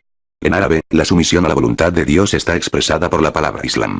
En el Evangelio según Mateo 7, 22, consta que Jesús dice, no bastará con decirme, Señor, Señor, para entrar en el reino de los cielos, más bien entrará el que hace la voluntad de mi Padre del cielo. Con esas palabras, Jesús hace énfasis en la voluntad de mi Padre, sometimiento de la voluntad humana a la voluntad de Dios. En Juan 5, 30, se narra que Jesús también dijo, yo no puedo hacer nada por mi cuenta, sino que juzgo conforme a lo que escucho. Así mi juicio es recto. 69. Porque no busco mi voluntad, sino la voluntad de aquel que me envió. La ley, la voluntad de Dios está contenida en las leyes divinamente reveladas que los profetas les enseñaron a sus seguidores. En consecuencia, la obediencia a la ley divina es la base de la adoración. El Corán afirma la necesidad de la obediencia a las leyes divinamente reveladas en el capítulo Al-Maida, verso 44. Hemos revelado la Torá. En ella hay guía y luz. De acuerdo a ella, los profetas que se sometieron a Alá emitían los juicios entre los judíos, también lo hacían los rabinos y juristas, según lo que se les confió del libro de Alá y del cual eran testigos. No temáis a los hombres, temedme a mí, y no cambiéis mis preceptos por un vil precio. Quienes no juzgan conforme a lo que Alá ha revelado, esos son los incrédulos. En el Evangelio según Mateo 19, 16, 17, consta que Jesús consideraba la obediencia a las leyes divinas como la llave al paraíso. Un hombre joven se le acercó y le dijo, Maestro, ¿qué es lo bueno que debo hacer para alcanzar la vida eterna? Jesús contestó, ¿por qué me preguntas sobre lo que es bueno? Uno solo es el bueno. Pero si quieres entrar en la vida, cumple los mandamientos. 114 versión King James y versión autorizada. 70. También en Mateo 5, 19, Jesucristo insistía en una estricta obediencia a los mandamientos al decir, por tanto, el que ignore el último de esos mandamientos y enseñe a los demás a hacer lo mismo, será el más pequeño en el reino de los cielos.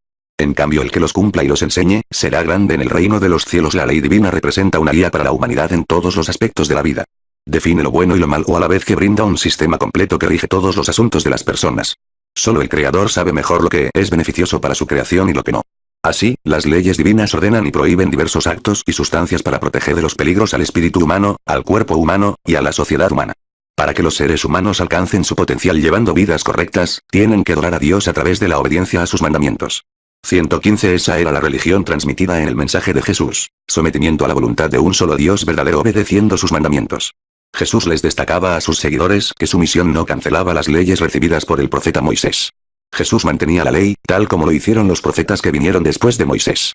El capítulo Al-Maida, versículo 46 del Corán indica que Jesús confirmó las leyes de la Torá en su mensaje. 115. The Purpose of Creation, pp.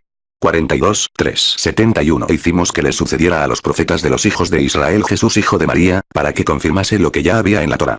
Le revelamos el Evangelio en el que hay guía y luz, como corroboración de lo que ya había en la Torá. Así también, como guía y exhortación para los piadosos en Mateo 5, 17, 18, Jesús dice lo siguiente, no crean que he venido a suprimir la ley y los profetas. He venido, no para deshacer, sino para llevar a la forma perfecta. En verdad les digo, mientras dure el cielo y la tierra, no pasará una letra o una coma de la ley hasta que todo se realice. Sin embargo, Pablo, quien decía ser discípulo de Jesús, canceló sistemáticamente las leyes. En su carta a los Romanos, capítulo 7, 6, dice lo siguiente: pero ahora hemos muerto a lo que nos tenía aprisionados, y la ley ya no vale para nosotros. Ya no estamos sirviendo a una ley escrita, cosa propia del pasado, sino al Espíritu. Esto es lo nuevo unitarianismo. Jesús vino como profeta convocando a su pueblo a adorar solo a Dios, tal como lo hicieron los profetas antes que él. Dios dice en el capítulo An-Nal, 16, 36 del Corán: por cierto que enviamos a cada nación un mensajero para que les exhortase a adorar a Allah y a evitar al seductor. 72. En Lucas 3, 8, el demonio le pide a Jesús que lo adore, prometiéndole la autoridad y la gloria de todos los reinos de este mundo, produzcan los frutos de una sincera conversión, pues no es el momento de decir, nosotros somos hijos de Abraham. Yo les aseguro que Dios puede sacar hijos de Abraham también de estas piedras. Por lo tanto, la esencia del mensaje de Jesús es que solo Dios merece ser adorado y que la adoración de cualquier otra persona o cosa aparte de Dios o junto con él es falsa. Jesús no solo llamó a su pueblo a este mensaje, sino que también lo demostraba en la práctica, inclinándose para adorar solo a Dios. En Marcos 14, 32, dice lo siguiente: llegaron a un lugar llamado Getsemaní, y Jesús dijo a sus discípulos, siéntense aquí mientras voy a orar. Y en Lucas 5, 16, pero él buscaba siempre lugares solitarios donde orar. Jesús los llamó a adorar al único Dios verdadero, el único que posee sus cualidades. Dios no tiene los atributos de su creación, ni tampoco ninguna criatura comparte sus atributos. En Mateo 19, 16, 17, cuando el hombre llamó bueno al profeta Jesús diciendo, un hombre joven se le acercó y le dijo, Maestro, ¿qué es lo bueno que debo hacer para alcanzar la vida eterna? Jesús contestó, ¿por qué me preguntas sobre lo que es bueno? Uno solo es el bueno. Pero si quieres entrar en la vida, cumple los mandamientos. 73. Él negó la atribución de bondad infinita o bondad perfecta que le endilgaban, y afirmaba que dicho atributo pertenece solo a Allah. La vasta mayoría de los cristianos hoy día le rezan a Jesús, sosteniendo que Él es Dios. Los filósofos sostienen que no adoran a Jesús el hombre, sino a Dios manifestado en Jesús el hombre. Es el mismo razonamiento de los paganos que se inclinan para adorar ídolos. Cuando a un filósofo pagano le preguntan por qué adora un ídolo hecho por manos humanas, responde que no adora en realidad al ídolo. Aún más, puede llegar a decir que el ídolo es solo el punto focal de la presencia de Dios, y por lo tanto dicen adorar a Dios manifestado a través de ese ídolo, y no al objeto físico en sí. Casi no hay diferencia entre ese hecho y la respuesta que dan los cristianos para adorar a Jesús. El origen de esta desviación se halla en la falsa creencia de que Dios está presente en su creación. Tal idea justifica falsamente la adoración de un ser creado por Dios. El mensaje de Jesús, que urgió a la humanidad a adorar a un solo Dios, se distorsionó después de su partida. Los seguidores posteriores, comenzando por Pablo, convirtieron ese mensaje puro y simple en una complicada filosofía trinitaria que justificó la adoración de Jesús, y luego la de la Madre de Jesús, María 116, los ángeles 117 y los santos. Los 116 llamada Santa María, se convirtió en objeto de veneración en la Iglesia cristiana desde la era apostólica. Le dieron en el siglo III o IV el título de Teotokos, que significa Madre de Dios. La devoción popular a María, en forma de festines, adoración, y el rosario, tuvo un papel muy importante en las vidas de los católicos romanos y ortodoxos. The New Encyclopedia Britannica, Vol. 7. pp. 897, 8 and Vol. 16, pp. 278, 9. 74 católicos tienen una larga lista de santos a quienes acuden en momentos de necesidad. Si algo se pierde, le rezan a San Antonio de Tebes para tratar de encontrar el objeto extraviado. 118 San Judas Tadeo es el patrón de lo imposible y se le reza para que interceda ante enfermedades incurables, matrimonios poco probables, y cosas similares. 119. El santo patrono de los viajeros era San Cristóbal, a quien los viajeros le rezaban para que los protegiera hasta 1969, cuando fue borrado oficialmente de la lista de santos por un decreto papal, luego de que se confirmara que era ficticio.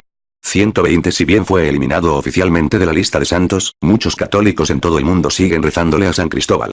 Adorar santos contradice y corrompe la adoración de un único Dios. Es en vano, porque ni los vivos ni los muertos pueden responder las plegarias de los humanos. La adoración de Dios no debe ser compartida de ninguna manera por su creación.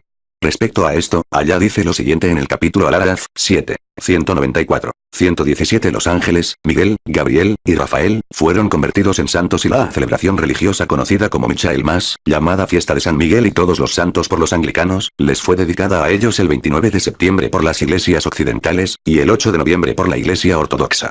El culto de San Miguel comenzó en la iglesia oriental en el siglo IV d.C.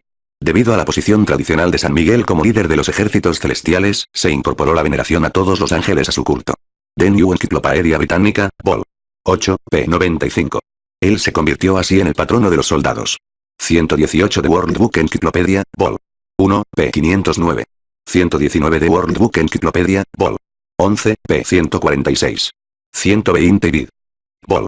3, p. 417. 75 Por cierto que lo que adoráis en vez de allá son criaturas igual que vosotros. Ese fue el mensaje de Jesucristo y de todos los profetas que lo antecedieron. También fue el mensaje del último profeta, Muhammad, que la paz y las bendiciones de Alá desciendan sobre todos ellos. Por lo tanto, si un musulmán o alguien que dice ser musulmán le reza a un santo, ha salido de las fronteras del Islam. El Islam no es una mera creencia, en la que basta con decir que nadie merece ser adorado excepto Alá y que Muhammad fue el último mensajero para así llegar al paraíso. Esta declaración de fe le permite al que la pronuncia entrar a las puertas del Islam, pero existen muchos actos que pueden contradecir esta declaración y expulsar a la persona del Islam tan rápido como entró.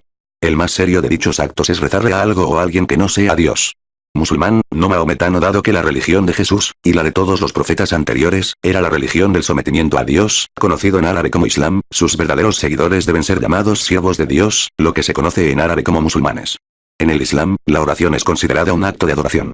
El profeta Muhammad dijo lo siguiente: la súplica es la medulla de la adoración. 121 Sunan Abu Dawud, Vol. 1, p. 387, no. 1474. 76. En consecuencia, los musulmanes no aceptan ser llamados maometanos, tal como los seguidores de Cristo son llamados cristianos y los de Buda, budistas. Los cristianos adoran a Cristo y los budistas a Buda. El término maometanos implica que los musulmanes adoran a Muhammad, Mahoma, que no es cierto en absoluto. En el Corán, Dios escogió el nombre musulmán para todos los que de verdad siguen a los profetas. El nombre musulmán en árabe significa el que se somete a la voluntad de Dios. Esta es la religión monoteísta de vuestro padre Abraham, él los llamó musulmanes anteriormente y también fueron llamados así en esta revelación. Corán, 22. 78. En consecuencia, la esencia del mensaje de Jesús era que el hombre debe adorar solo a Dios. No debe ser adorado a través de su creación de ninguna manera. Por lo tanto, su imagen no puede ser pintada, tallada ni dibujada. Él está más allá de la comprensión humana. Imágenes. Jesús rechazaba la práctica pagana de confeccionar imágenes de Dios. Él sostenía la prohibición mencionada en la Torá, Éxodo 20 verso 4. No te harás estatua ni imagen alguna de lo que hay arriba, en el cielo, abajo, en la tierra. 77. Por lo tanto, el uso de imágenes religiosas, llamadas íconos, 122 recibió una fuerte oposición por parte de la primera generación de estudiosos cristianos.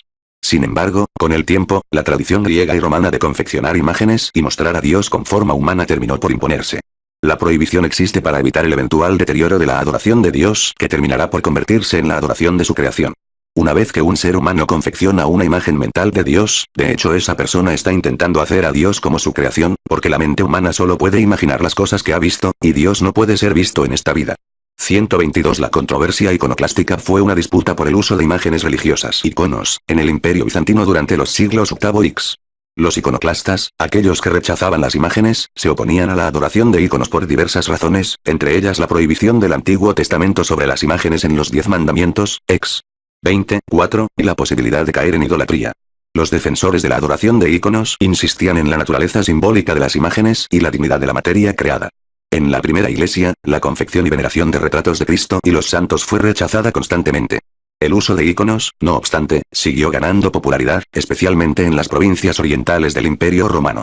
Hacia el fin del siglo VI DC y principios del VI, los íconos se convirtieron en el objeto de un culto alentado oficialmente, a menudo con implicaciones supersticiosas y su animación.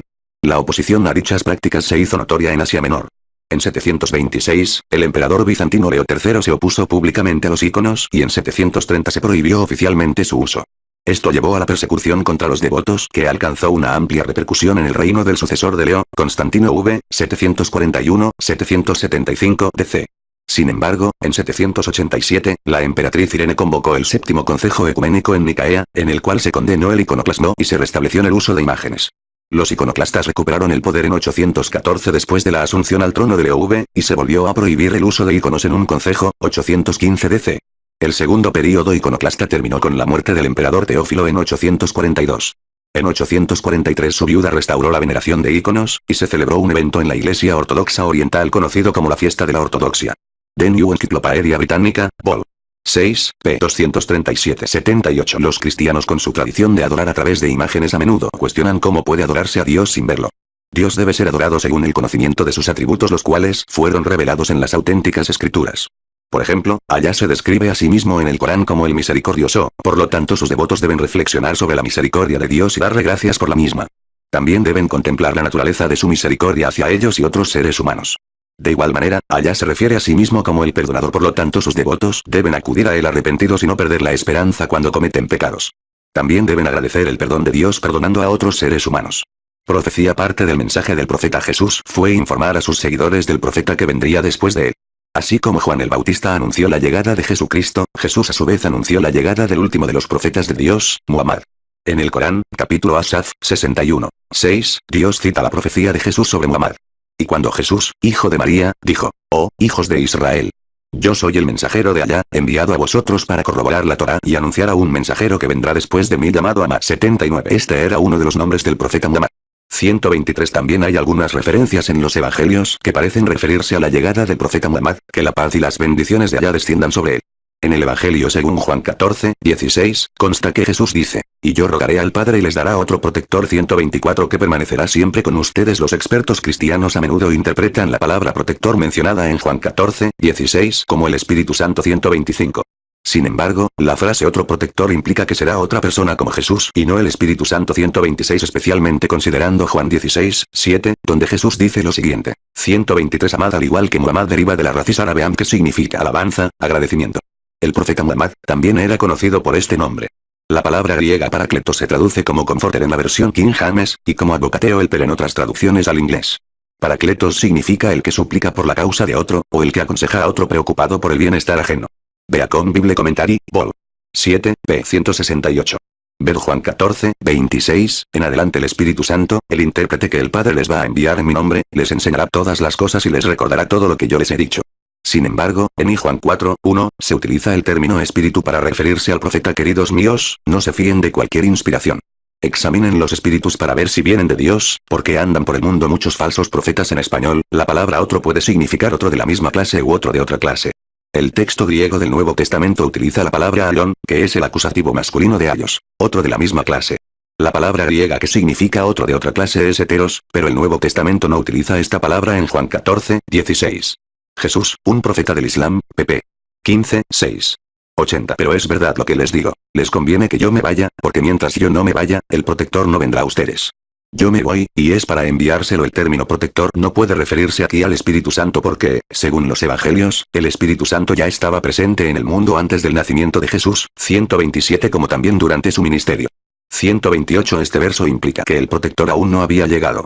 La declaración de Jesús de que el profeta protector permanecerá junto a ustedes por siempre, puede interpretarse como que no habría necesidad de que más profetas sucedieran a este protector.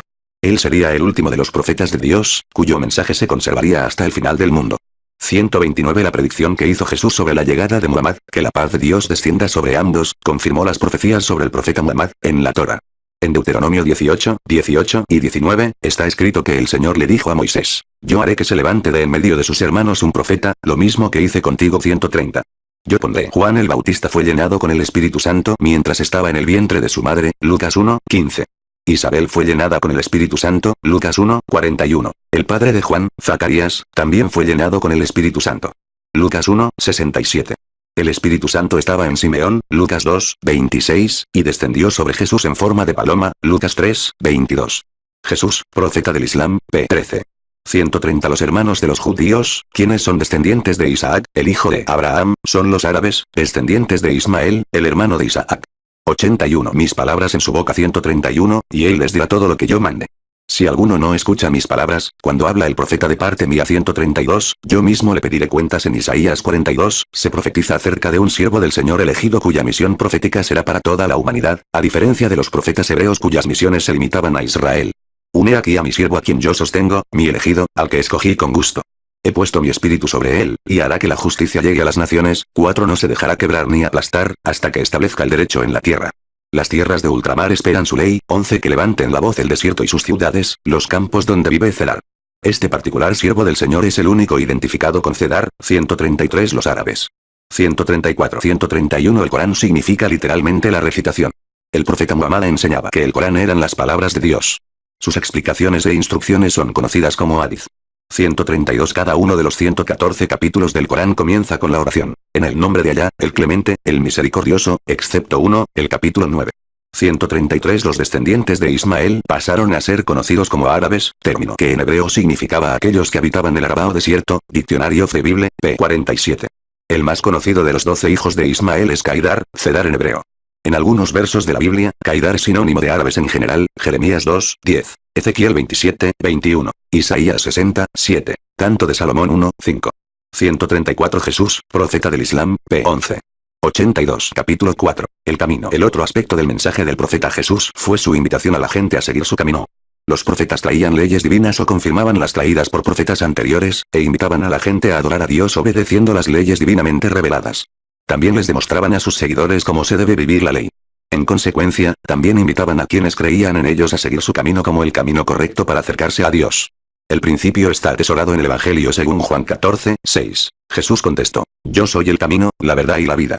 Nadie va al Padre sino por mí. Si bien los que adoran a Jesús suelen citar este verso como parte de la evidencia para su divinidad, Jesús no invitaba a las personas a adorarlo a Él en lugar de Dios, ni a adorarlo como Dios.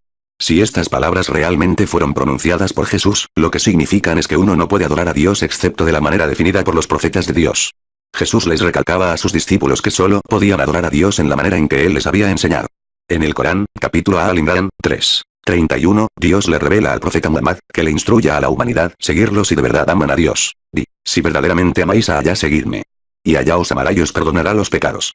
Allá es absolvedor, misericordioso. 83. El camino de los profetas es el único camino hacia Dios, porque fue prescrito por Dios mismo, y el objetivo de los profetas fue transmitir las instrucciones de Allá para la humanidad.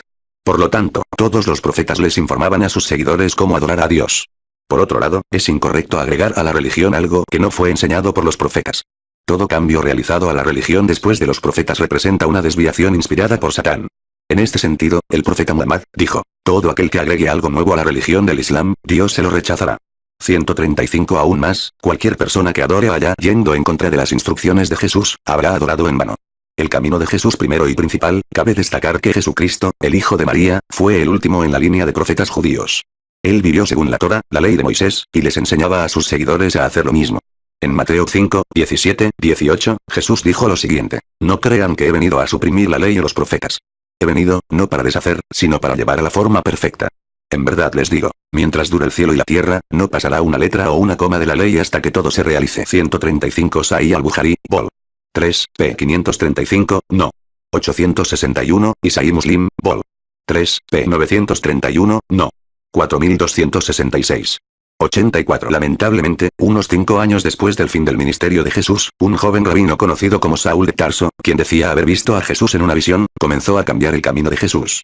Pablo, su nombre romano, tenía un considerable respeto por la filosofía romana y hablaba con orgullo de su ciudadanía romana.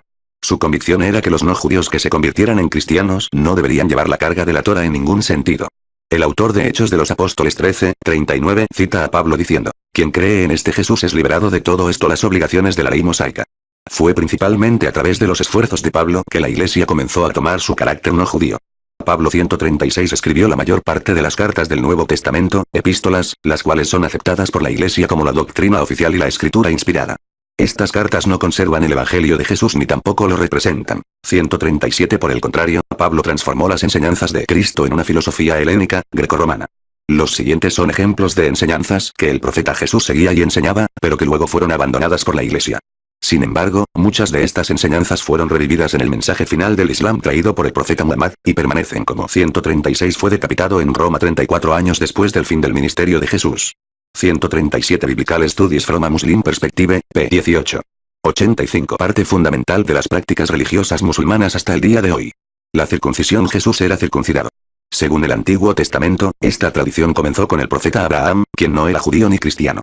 En Génesis 17, 9, 13, está escrito lo siguiente: dijo Dios a Abraham: guarda mi alianza, tú y tus descendientes después de ti, de generación en generación. Esta es mi alianza contigo y con tu raza después de ti, que ustedes deberán guardar. Todo varón entre ustedes será circuncidado.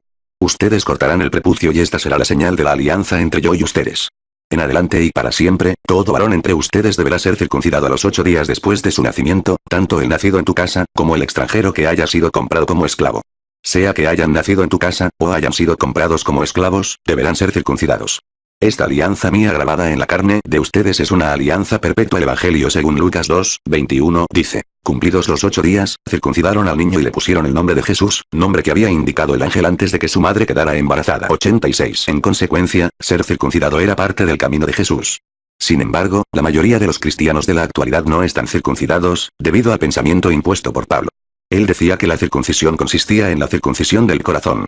En su carta a los Romanos 2, 29 escribió lo siguiente: ser judío es una realidad íntima, y la circuncisión debe ser la del corazón, obra espiritual y no cuestión de leyes. Escritas en su carta a los Gálatas 5, 2, escribió: yo, Pablo, se lo digo, si ustedes se hacen circuncidar, Cristo ya no les servirá de nada. 138. Esa era la interpretación falsa de Pablo. Por otro lado, Jesús no estaba circuncidado en el corazón ni tampoco hablaba de la circuncisión del corazón. Él mantenía el acuerdo eterno y estaba circuncidado en la carne. Por lo tanto, una parte importante a la hora de seguir el camino de Jesús es la circuncisión. El profeta Muhammad dijo lo siguiente: son 5 las prácticas que constituyen el camino profético. 139 La circuncisión, afeitarse el vello púbico y axilar, recortarse las uñas de manos y pies, y recortarse el bigote. 140 Carne de cerdo. Jesús no comía cerdo. Él seguía las leyes de Moisés y no comía cerdo. En Levítico 11, 7, 8, dice lo siguiente. 138 Ver también Gálatas 6, 15. 139 El término árabe utilizado es fitra, que significa naturaleza. 140 Sahih al-Bukhari, Vol. 7, p. 515, no. 777 y Sahih Muslim, Vol. 1, p. 159, no. 495. 87 El cerdo, que tiene la pezuña partida, hendida en 2 uñas, pero no rumía, será impuro para ustedes. 8. Ustedes no comerán su carne y tampoco tocarán su cadáver. Serán impuros para ustedes. 141 El único contacto de Jesús con los cerdos era el permiso que les daba a los espíritus contaminados que poseían a un hombre y que entraban a ellos. Cuando entraban a un corral de cerdos, corrían hacia el agua y se ahogaban. No obstante, la mayoría de los que se denominan cristianos de hoy en día no solo comen cerdo, sino que lo adoran de tal manera que lo han hecho objeto de rimas por ej. Este cerdito fue al mercado, y cuentos infantiles por ej. Los 3 cerditos. Porque es una caricatura muy popular y hace poco se realizó un largometraje sobre un cerdo llamado Babe. Por lo tanto, se puede decir que quienes dicen ser seguidores de Cristo en realidad no están siguiendo el camino de Cristo. En la ley islámica, la prohibición de comer cerdo y sus productos se ha mantenido estrictamente desde los tiempos del profeta Muhammad hasta el día de hoy. En el Corán, capítulo Al-Baqarah, 2. 173, Dios dice: se os ha prohibido beneficiaros de la carne del animal muerto por causa natural, la sangre, la carne de cerdo, la del animal que haya sido sacrificado invocando otro nombre que no sea el de Allah. Pero si alguien se ve forzado a ingerirlos por hambre, sin 141 Ver también, Deuteronomio 14, 8. 88 Intención de pecar ni excederse, no será un pecado para él. Ciertamente Allah es absolvedor, indulgente. 142 La sangre. Jesús tampoco comía nada que contuviera sangre, ni tampoco comía sangre. Dios le instruyó al profeta Moisés en la Torá, Deuteronomio 12, 16. Cuiden tan solo de no comer la sangre, sino que la derramarán en la tierra como se derrama el agua, y en Levítico 19, 26. No coman nada de carne que contenga sangre. No practiquen la hechicería ni la astrología. Esta prohibición se ha conservado hasta hoy en la revelación final en el capítulo Al-An'am 6, 145. Di: no encuentro en lo que me ha sido revelado otra cosa que se prohíba comer salvo la carne del animal muerto por causa natural, la sangre derramada, la carne de cerdo porque es una inmundicia vedada, y la carne de todo animal que por desvío haya sido sacrificado invocando otro nombre que no sea el de Allah. Por lo tanto, los ritos particulares de sacrificio fueron prescritos por Dios para todos los pueblos a los que se enviaron profetas, para asegurar que se eliminara la mayor cantidad de sangre de los animales sacrificados y recordarles a los seres humanos la generosidad de Dios.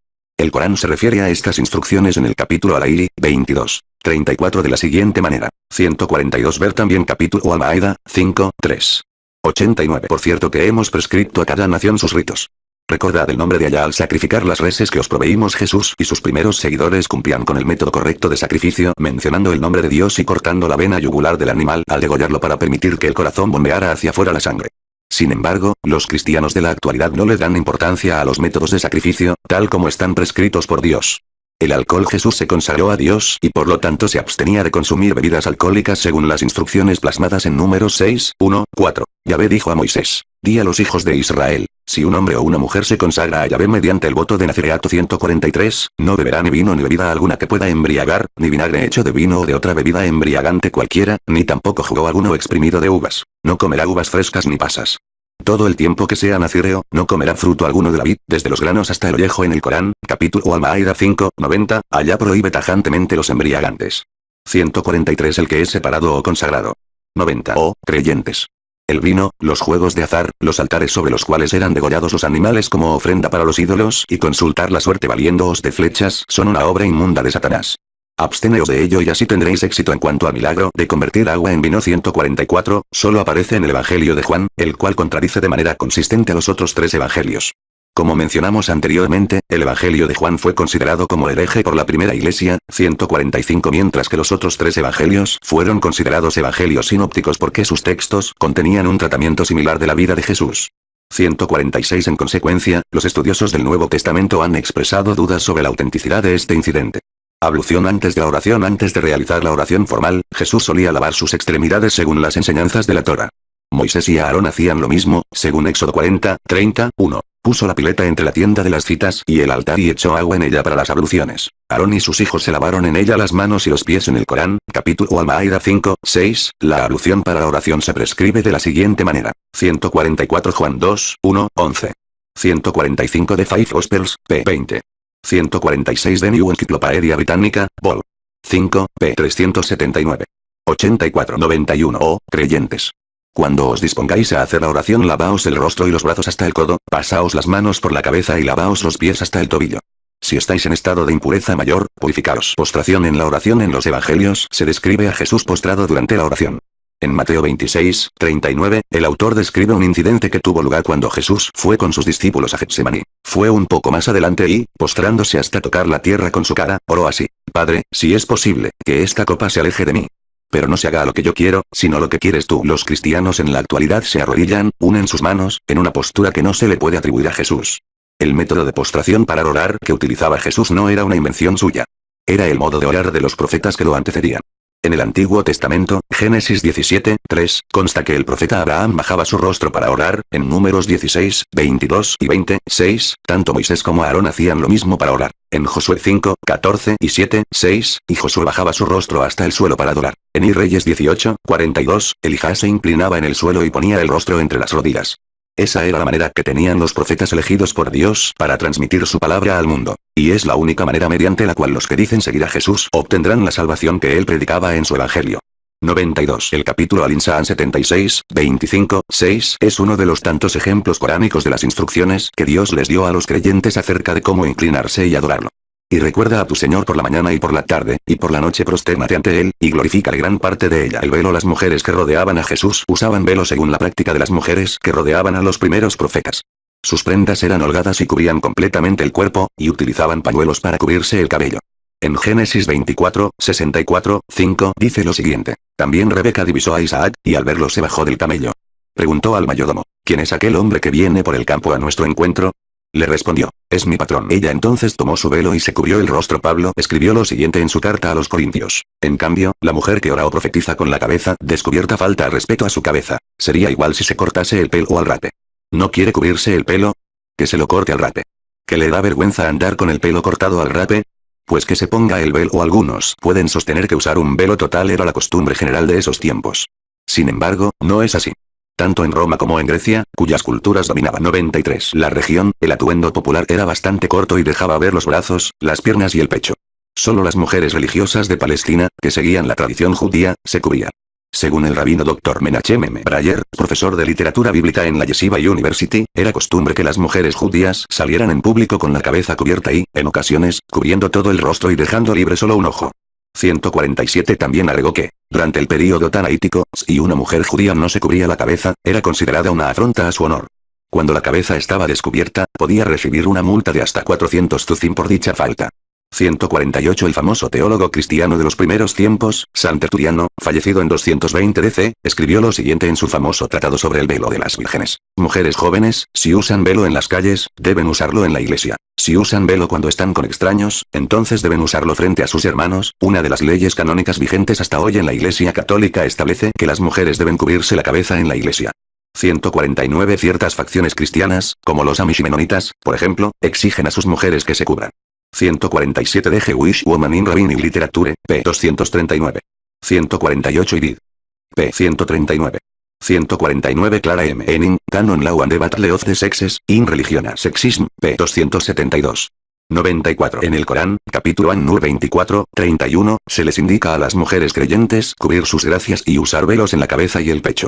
Y diles a las creyentes que recaten sus miradas, se abstengan de cometer obscenidades, no muestren de sus arreglos y adornos más de lo que está a simple vista, como lo que usan sobre el rostro, las manos y las vestimentas, cubran sus pechos con sus velos. En el capítulo Al-Azab, 33, 59 se da la razón para el uso del velo. Allá dice que el velo hace que las mujeres creyentes sean conocidas en sociedad y las protege de cualquier daño social posible. El saludo. Jesús saludaba a sus seguidores diciendo: la paz sea contigo. En el capítulo 20, 21, el autor anónimo del Evangelio según Juan escribió lo siguiente acerca de Jesús después de su supuesta crucifixión. Jesús les volvió a decir: la paz esté con ustedes. Como el Padre me envió a mí, este saludo iba acorde a los profetas, tal como se menciona en los libros del Antiguo Testamento. Por ejemplo, en Samuel 25, 6, el profeta David les dio estas instrucciones a los emisarios que envió a Nabal. Le dirán: hermano, la paz sea contigo, con tu casa y todo lo que tienes. El Corán indica que todo aquel que entre a un hogar debe dar su saludo de paz. 150 y aquellos que entren al paraíso. 150 Chapter An-Nur, 24, 27. 95 serán saludados de igual manera por los ángeles. 151 en el capítulo Al-An'am 6, 54, Dios les instruye a los creyentes a que saluden con la paz. Cuando se presenten ante ti aquellos que creen en nuestros signos, diles: la paz sea con vosotros.